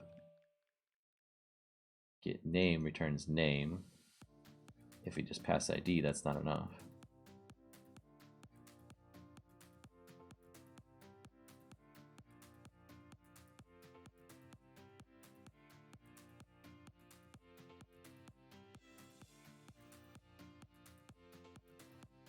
Yeah, it's not enough.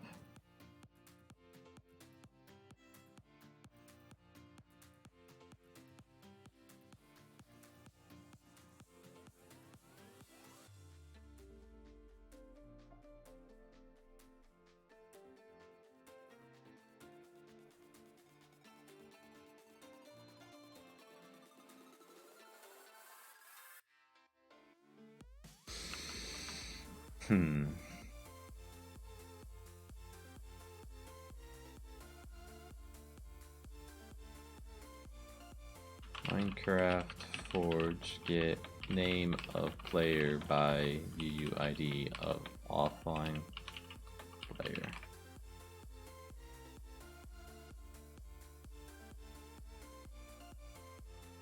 Yes, unstoppable team. Right, I'm looking something up, so we're coding Minecraft. A mod for it.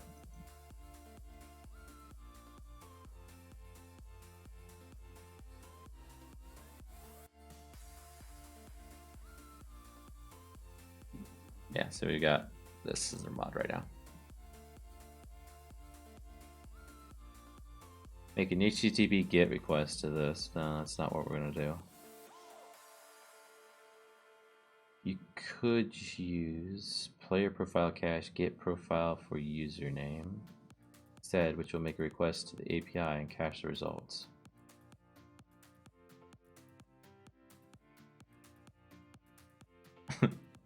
Just to say creeper. Oh yeah.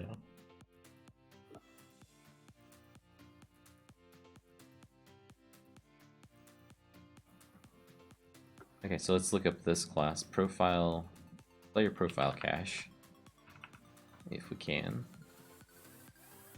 Gosh, where's our message at?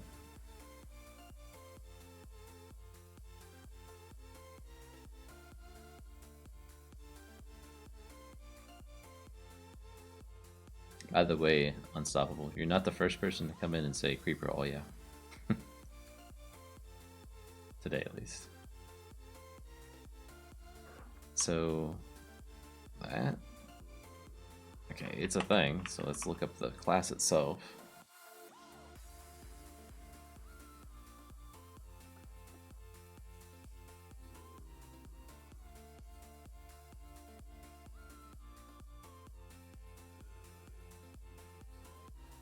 Get by UUID. So this is going to return the profile entry by UUID.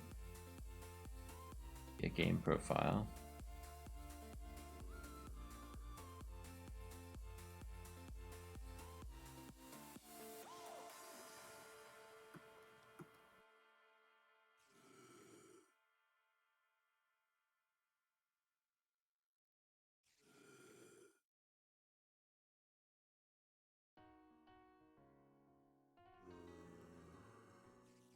Profile by ID.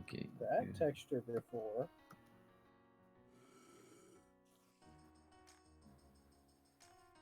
If it equals null, else that.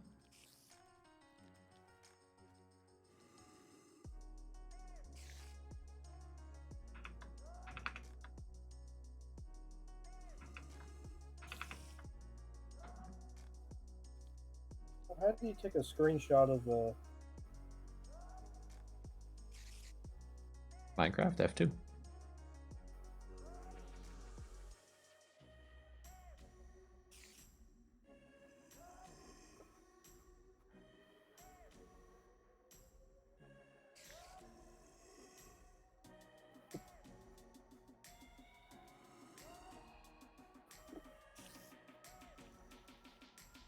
Oh, that's all usernames.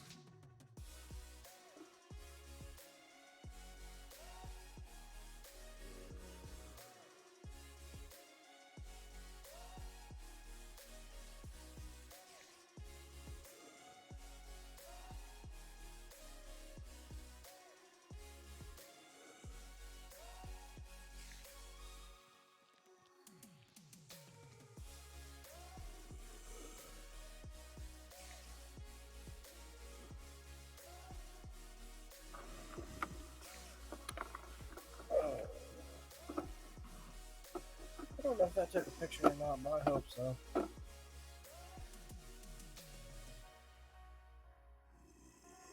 Let's try using this. I'm not sure exactly how it's going to be used yet, but we're going to try.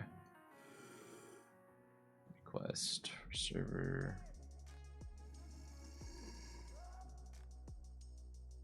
.get. So we need to create our own.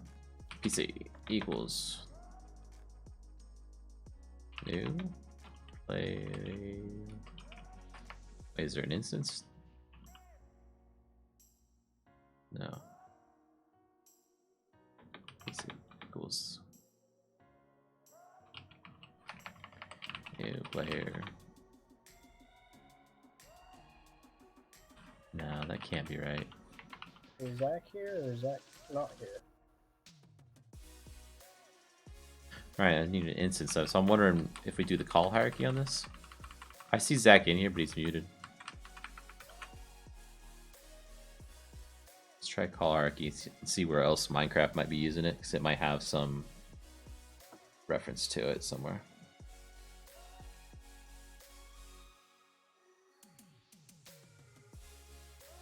Okay, but that's just a local copy of it. Main on the server itself. Again, it's just a profile cache on whatever this is. It's in main though. It's probably not addressable anywhere.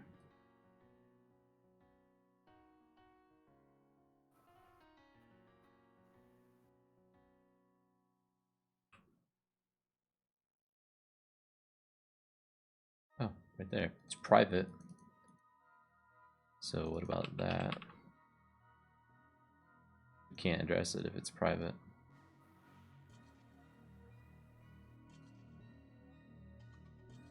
Get player profile cache of the server. Okay, so we've got a reference to the server, right? So we got ctx.get server handler server.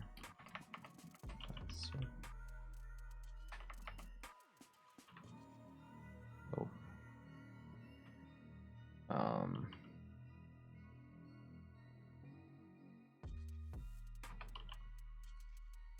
It's just the net server.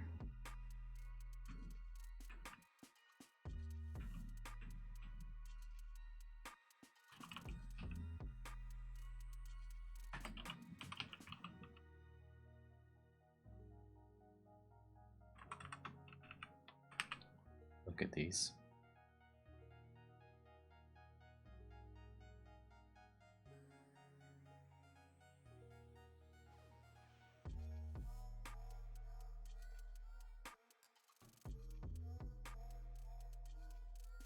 Probably not using the server anywhere.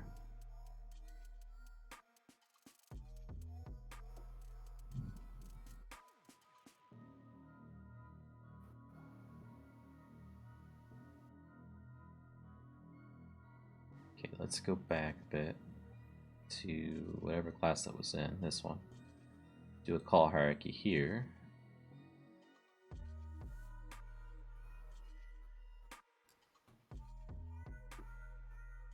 On the dedicated server.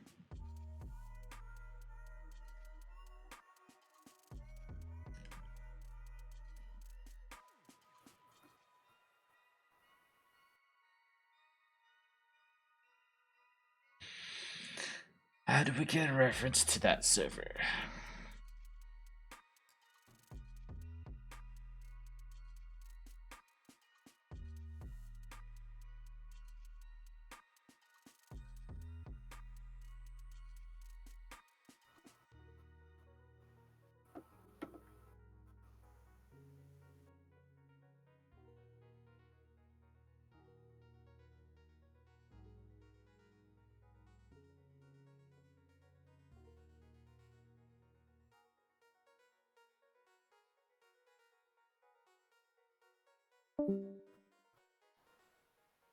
Bye, Zach.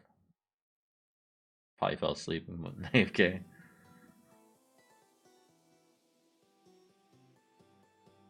This is Minecraft server.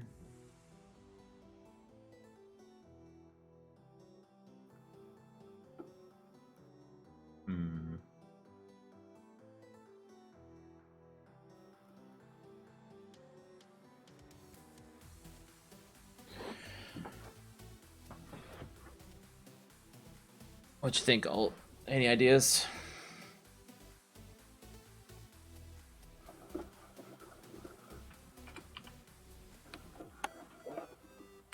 Like that?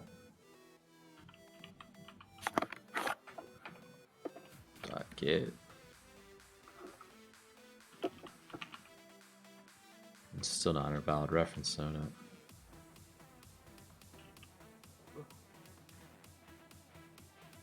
This is one deep purple. Exactly. Profile. Online player profiles returns an array of game profiles of all connected players. Get player profile cache. There we go. That's what I want. Dot get profile by UUID and then UUID. Now that gives me a profile by UUID like that. Dot get name. We'll try that. That works. That's a piece of code.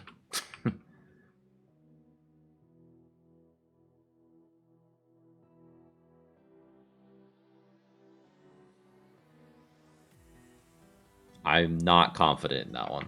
Just that's a big guess on my part. Looks like it. Oh, the breakpoint hit. Okay.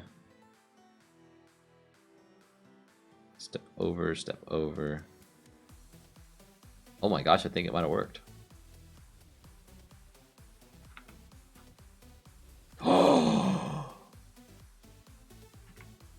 Fake it till you make it. Thank you for your help on that one. That was a tricky one. Did you get it? Yeah. It's showing the player's name. So their user ID.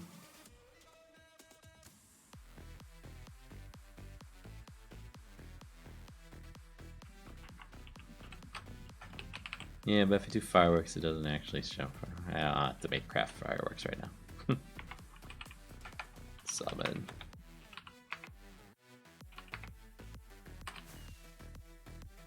No, it won't actually explode, will it? You need all the MBT data.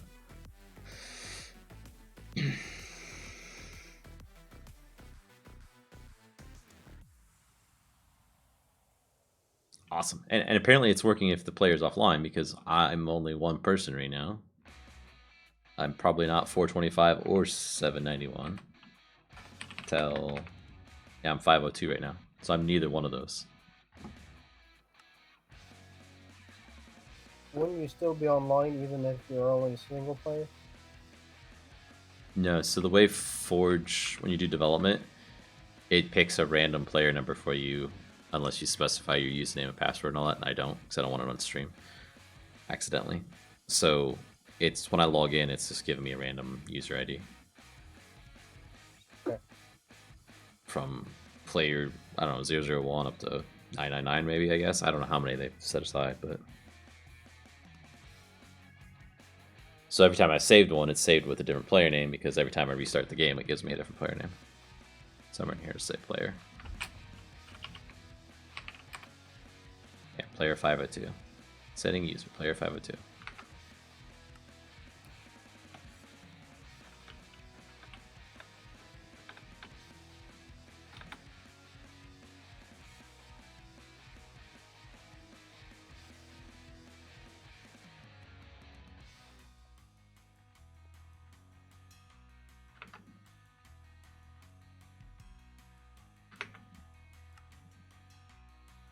The only other thing I can think of this needs is more slots filled in. For test it that way. Laser. Boop, boop. Test 3. Save. Test 3. No idea how these are sorted, I guess. Oh, they're in file name order. Because my UUID is different. So that means if I save 2, they should be together. Regardless of their name. AAA.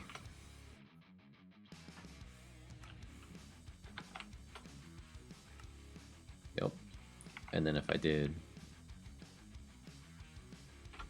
ZZZ, it should show up next after test. Yeah, because it's in file name order. Cool.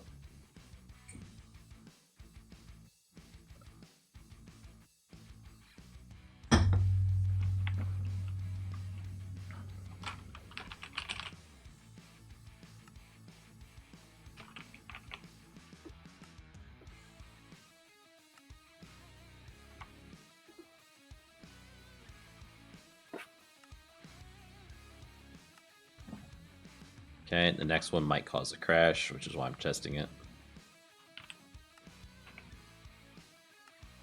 It didn't. Okay. But this is my blueprint now.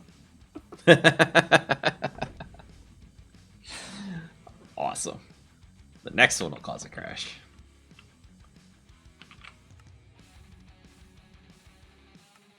Yep.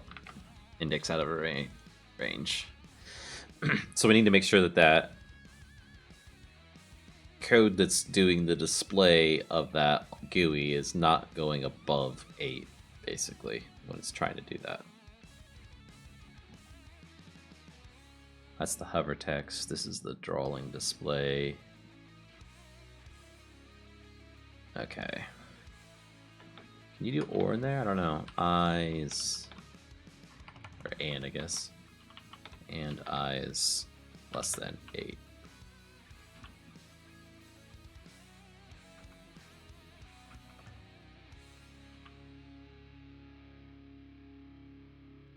I've never tried it like that with an and in there. I would assume it'd work.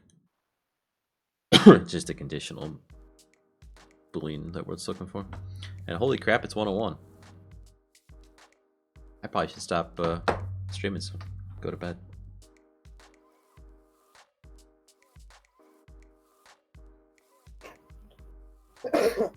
Bless you.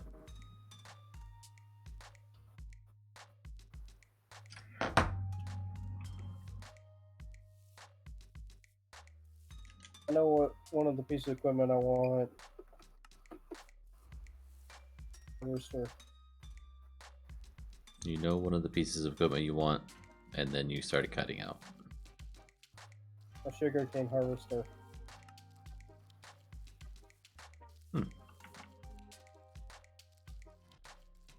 Yeah, I don't think we have anything that would harvest sugarcane at all.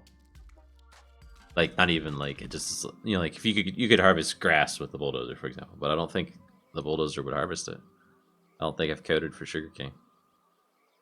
Yeah.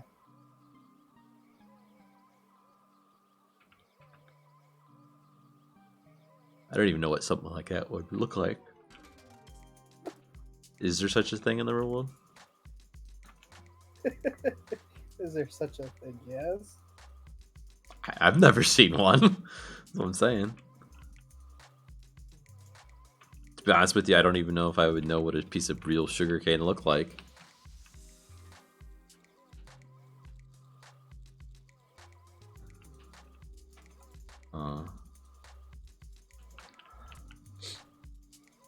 Okay, we know we need 2 more buttons. This button can be moved over and can say back to inventory.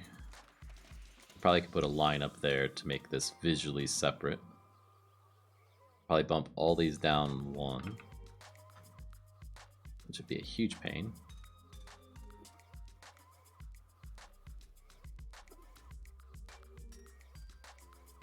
Yeah, because we're gonna have to add 1 to this. What did I say? 106, so 107.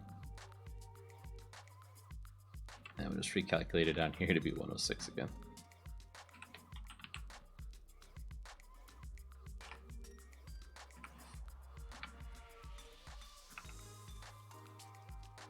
Hey Fairley, how's it going, man?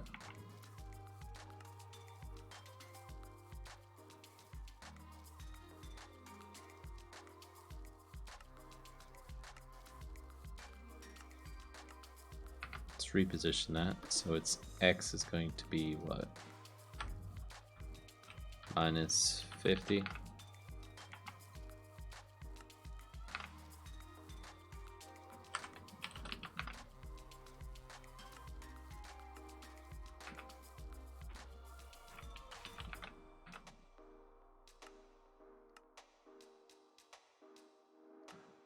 Still coding this GUI screen for the tower crane. We've got it set up so that it lists out all the different blueprints now that we've saved so far, or at least up to 8 of them. Then we're going to put some buttons over here for scrolling up and down, basically, through this list, and that'll probably be all for the night.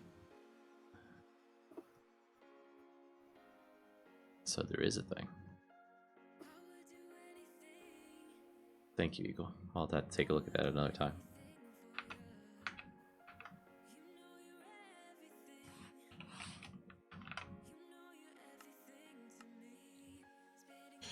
That's pretty close to center. It's above the A and there at least. So let's say 82.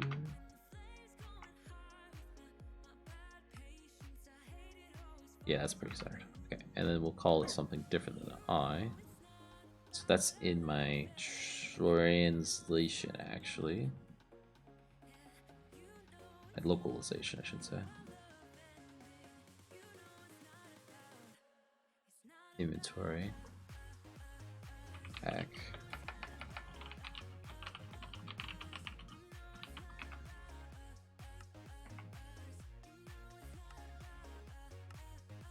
Oh, right. F3T to pick up that change.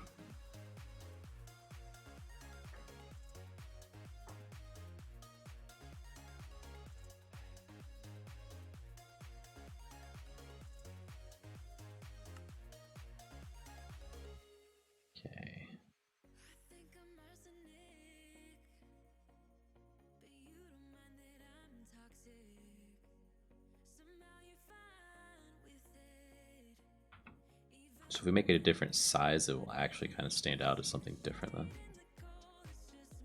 Hopefully. So the button width of those is what? 150. So if we make this one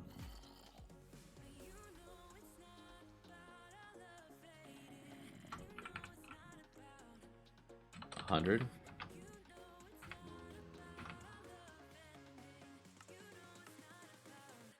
Okay, so then we need to move it back over again.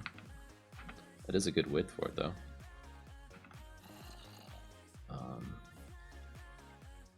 We went from 15 to 100.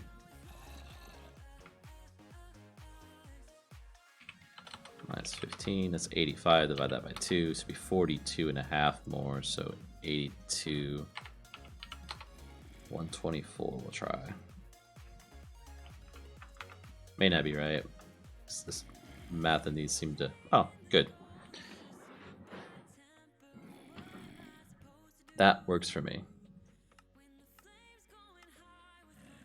Then we need a button up here and a button down here. So we need the position of the top one. So we can say this. And one more, this. And we'll go in here. And instead of it saying that, we'll say tower crane. Scroll up equals 9. And down will be 10. Nope, no, not 9. 10 and 11. There's 9's right there.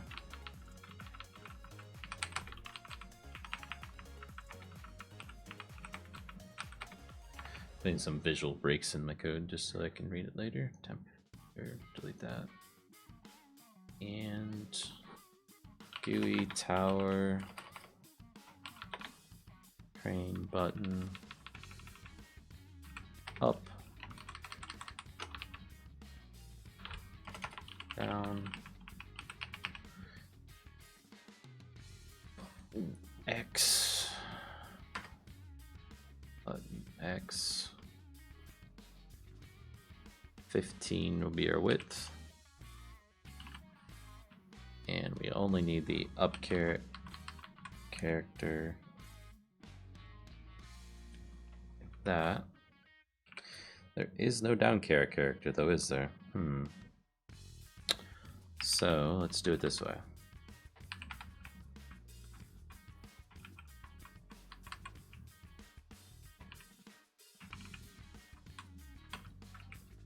Stupid Java.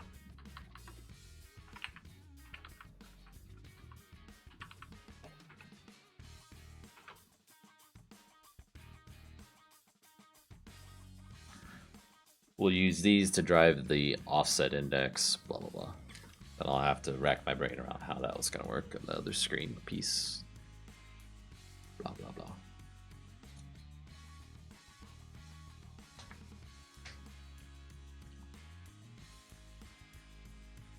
And whether or not those are enabled or not be based on what we get back from the packets. If there's more than 8, we enable the down. If we're at index scroll position 0, then we don't need to worry about any of that. The up position and all that stuff.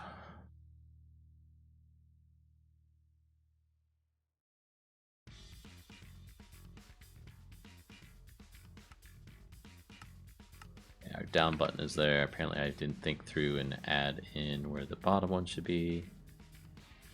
Plus 176. Plus another 22 on top of that, so 98. Oh, too far. 96.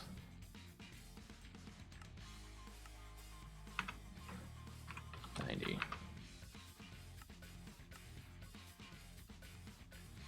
That's good. Make them a little wider, maybe. 17.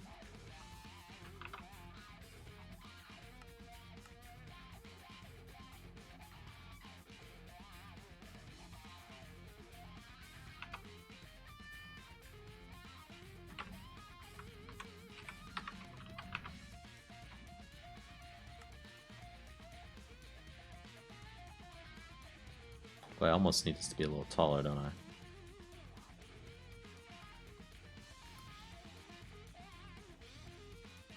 Shorten these is what I need to do.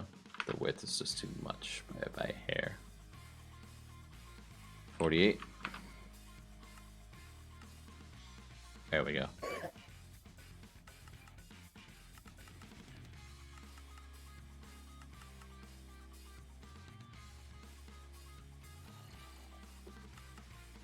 Okay, so let's set those both to be disabled.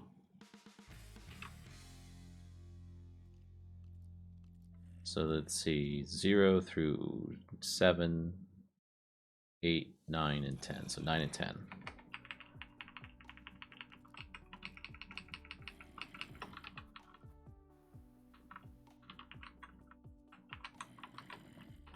Dot enabled equals false. Oops.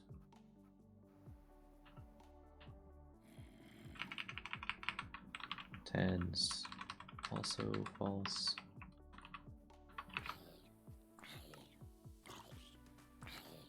Okay, so they're both off by default. The top one definitely should be off by default, so you don't want to scroll up once you're at the top. We'll set a scroll offset variable up, private int scroll offset. Yeah, restart, whatever. And then if we get the scroll down button pressed, so else if button ID equals reference that, then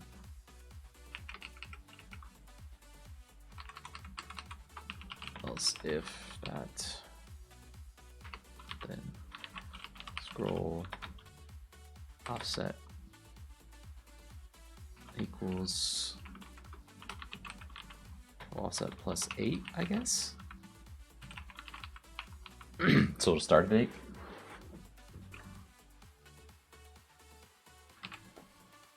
Okay, and then if this is up, subtract 8. Okay, and then in our code that's looking through here,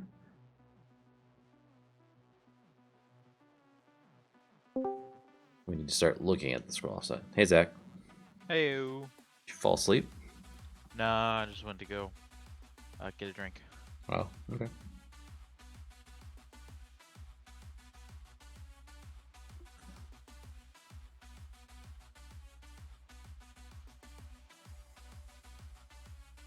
So in here, we want to do what? Look at the scroll offset.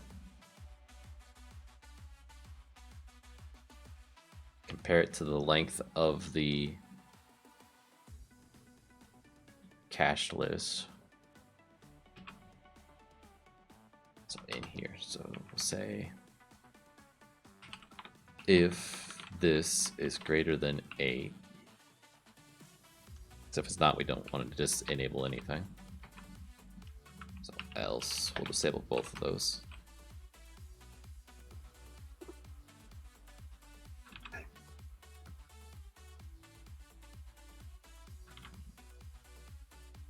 Disable up and down.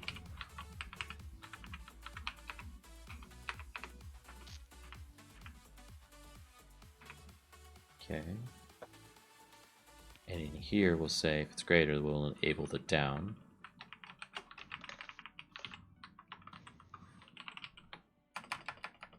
True. Enable down. And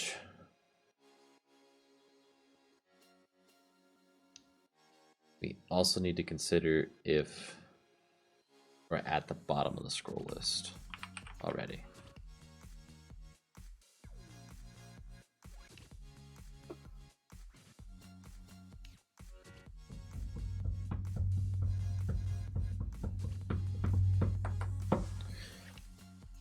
So scroll offset, if scroll offset, add 8 to it. It's greater than this length.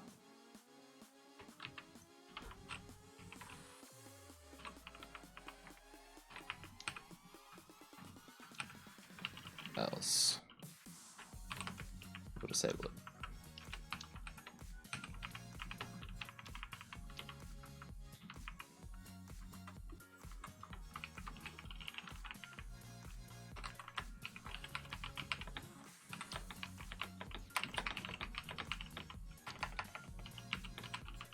Okay, so we're at the bottom.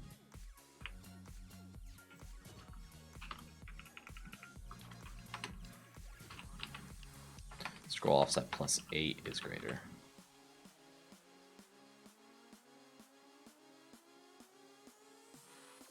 No, that still doesn't make sense. Scroll offset is already greater, so we're fine.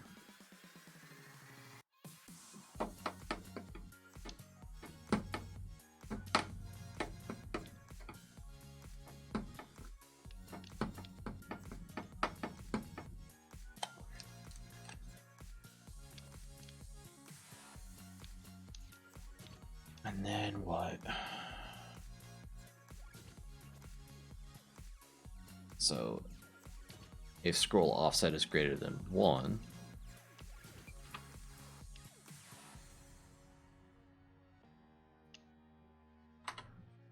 if scroll offset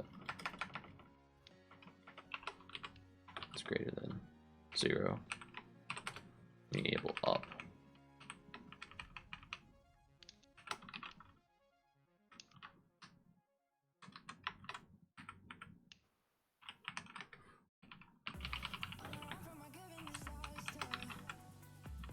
Else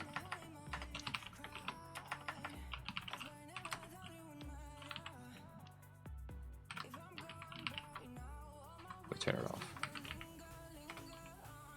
at top.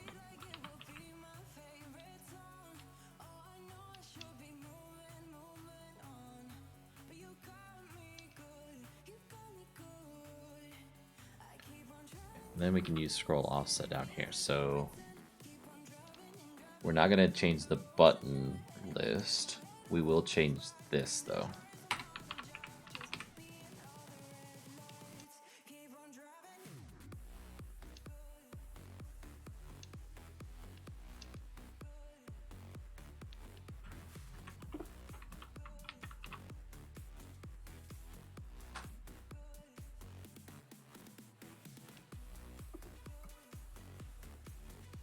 I think that'll work.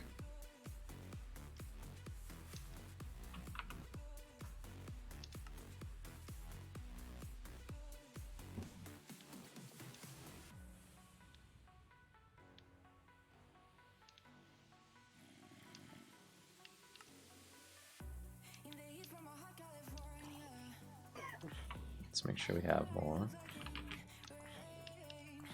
Okay, so it's not working quite yet because we don't have our down button enabled, so let's figure out why.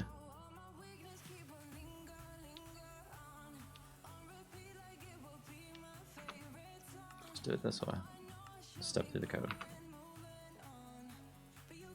So we're going to step over that. Our scroll offset is 0. So we're going to skip that altogether.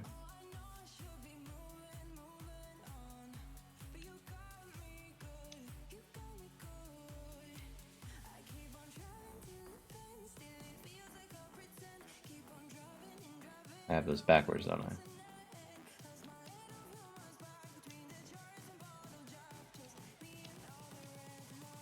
I do.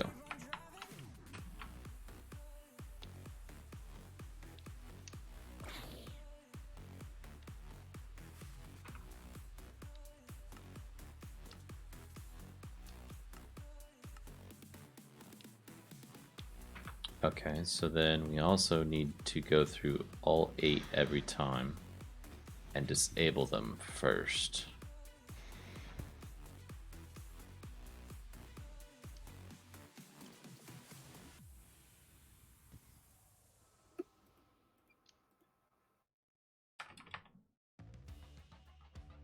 So we say if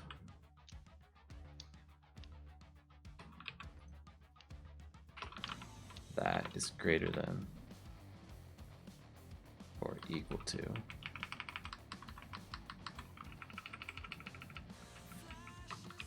its length.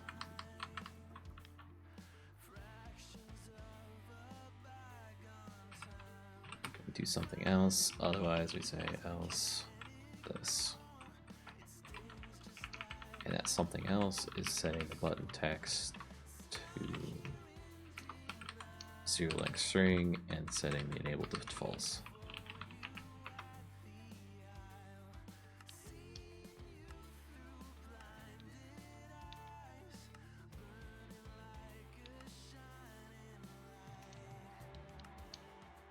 Okay, so now if I put in ZZZZZ and save it, it should show up at the very bottom of the list. Oh no, it won't because of my ID's lower. Fair enough.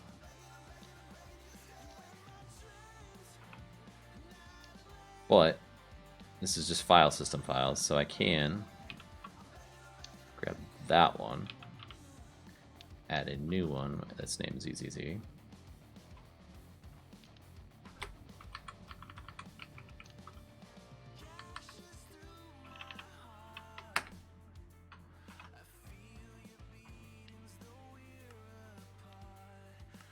There it is.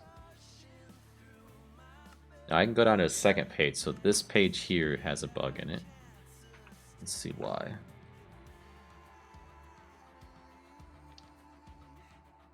Man, I can't accidentally click the wrong blueprint still, but I don't want to get to the point where it's like that. So this should be disabling the down button, but it's not. So where is it setting it to true? Step over. Our scroll offset is at 8. The list length is what?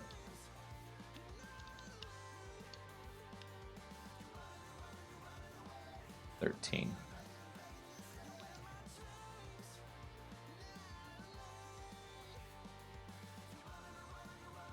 So we already scrolled down to 8, but we need to add 8 to that, don't we?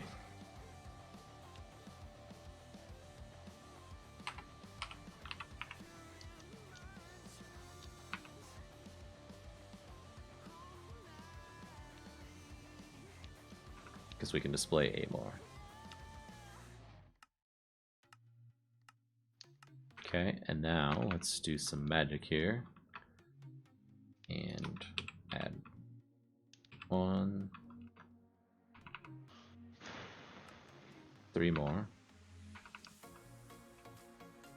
1. Come on, copy.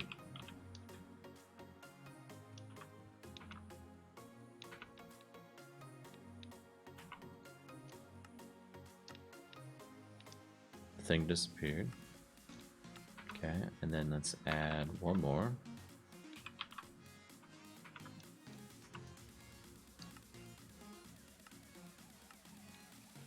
I think we got it.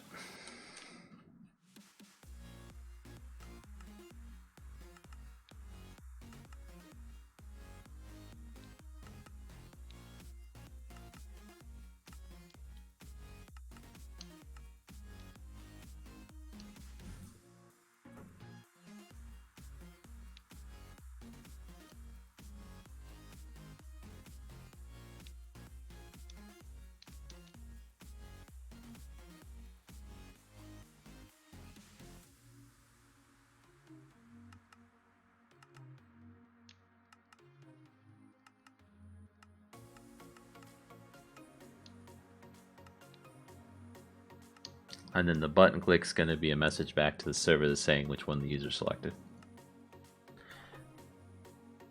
And they'll probably need to yet another button somewhere over here, so we'll expand this actual graphic over a bit.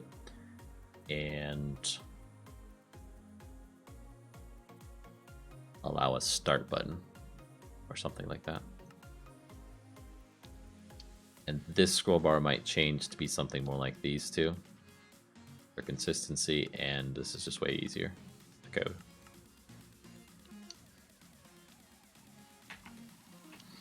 But not tonight, guys. That's it for me.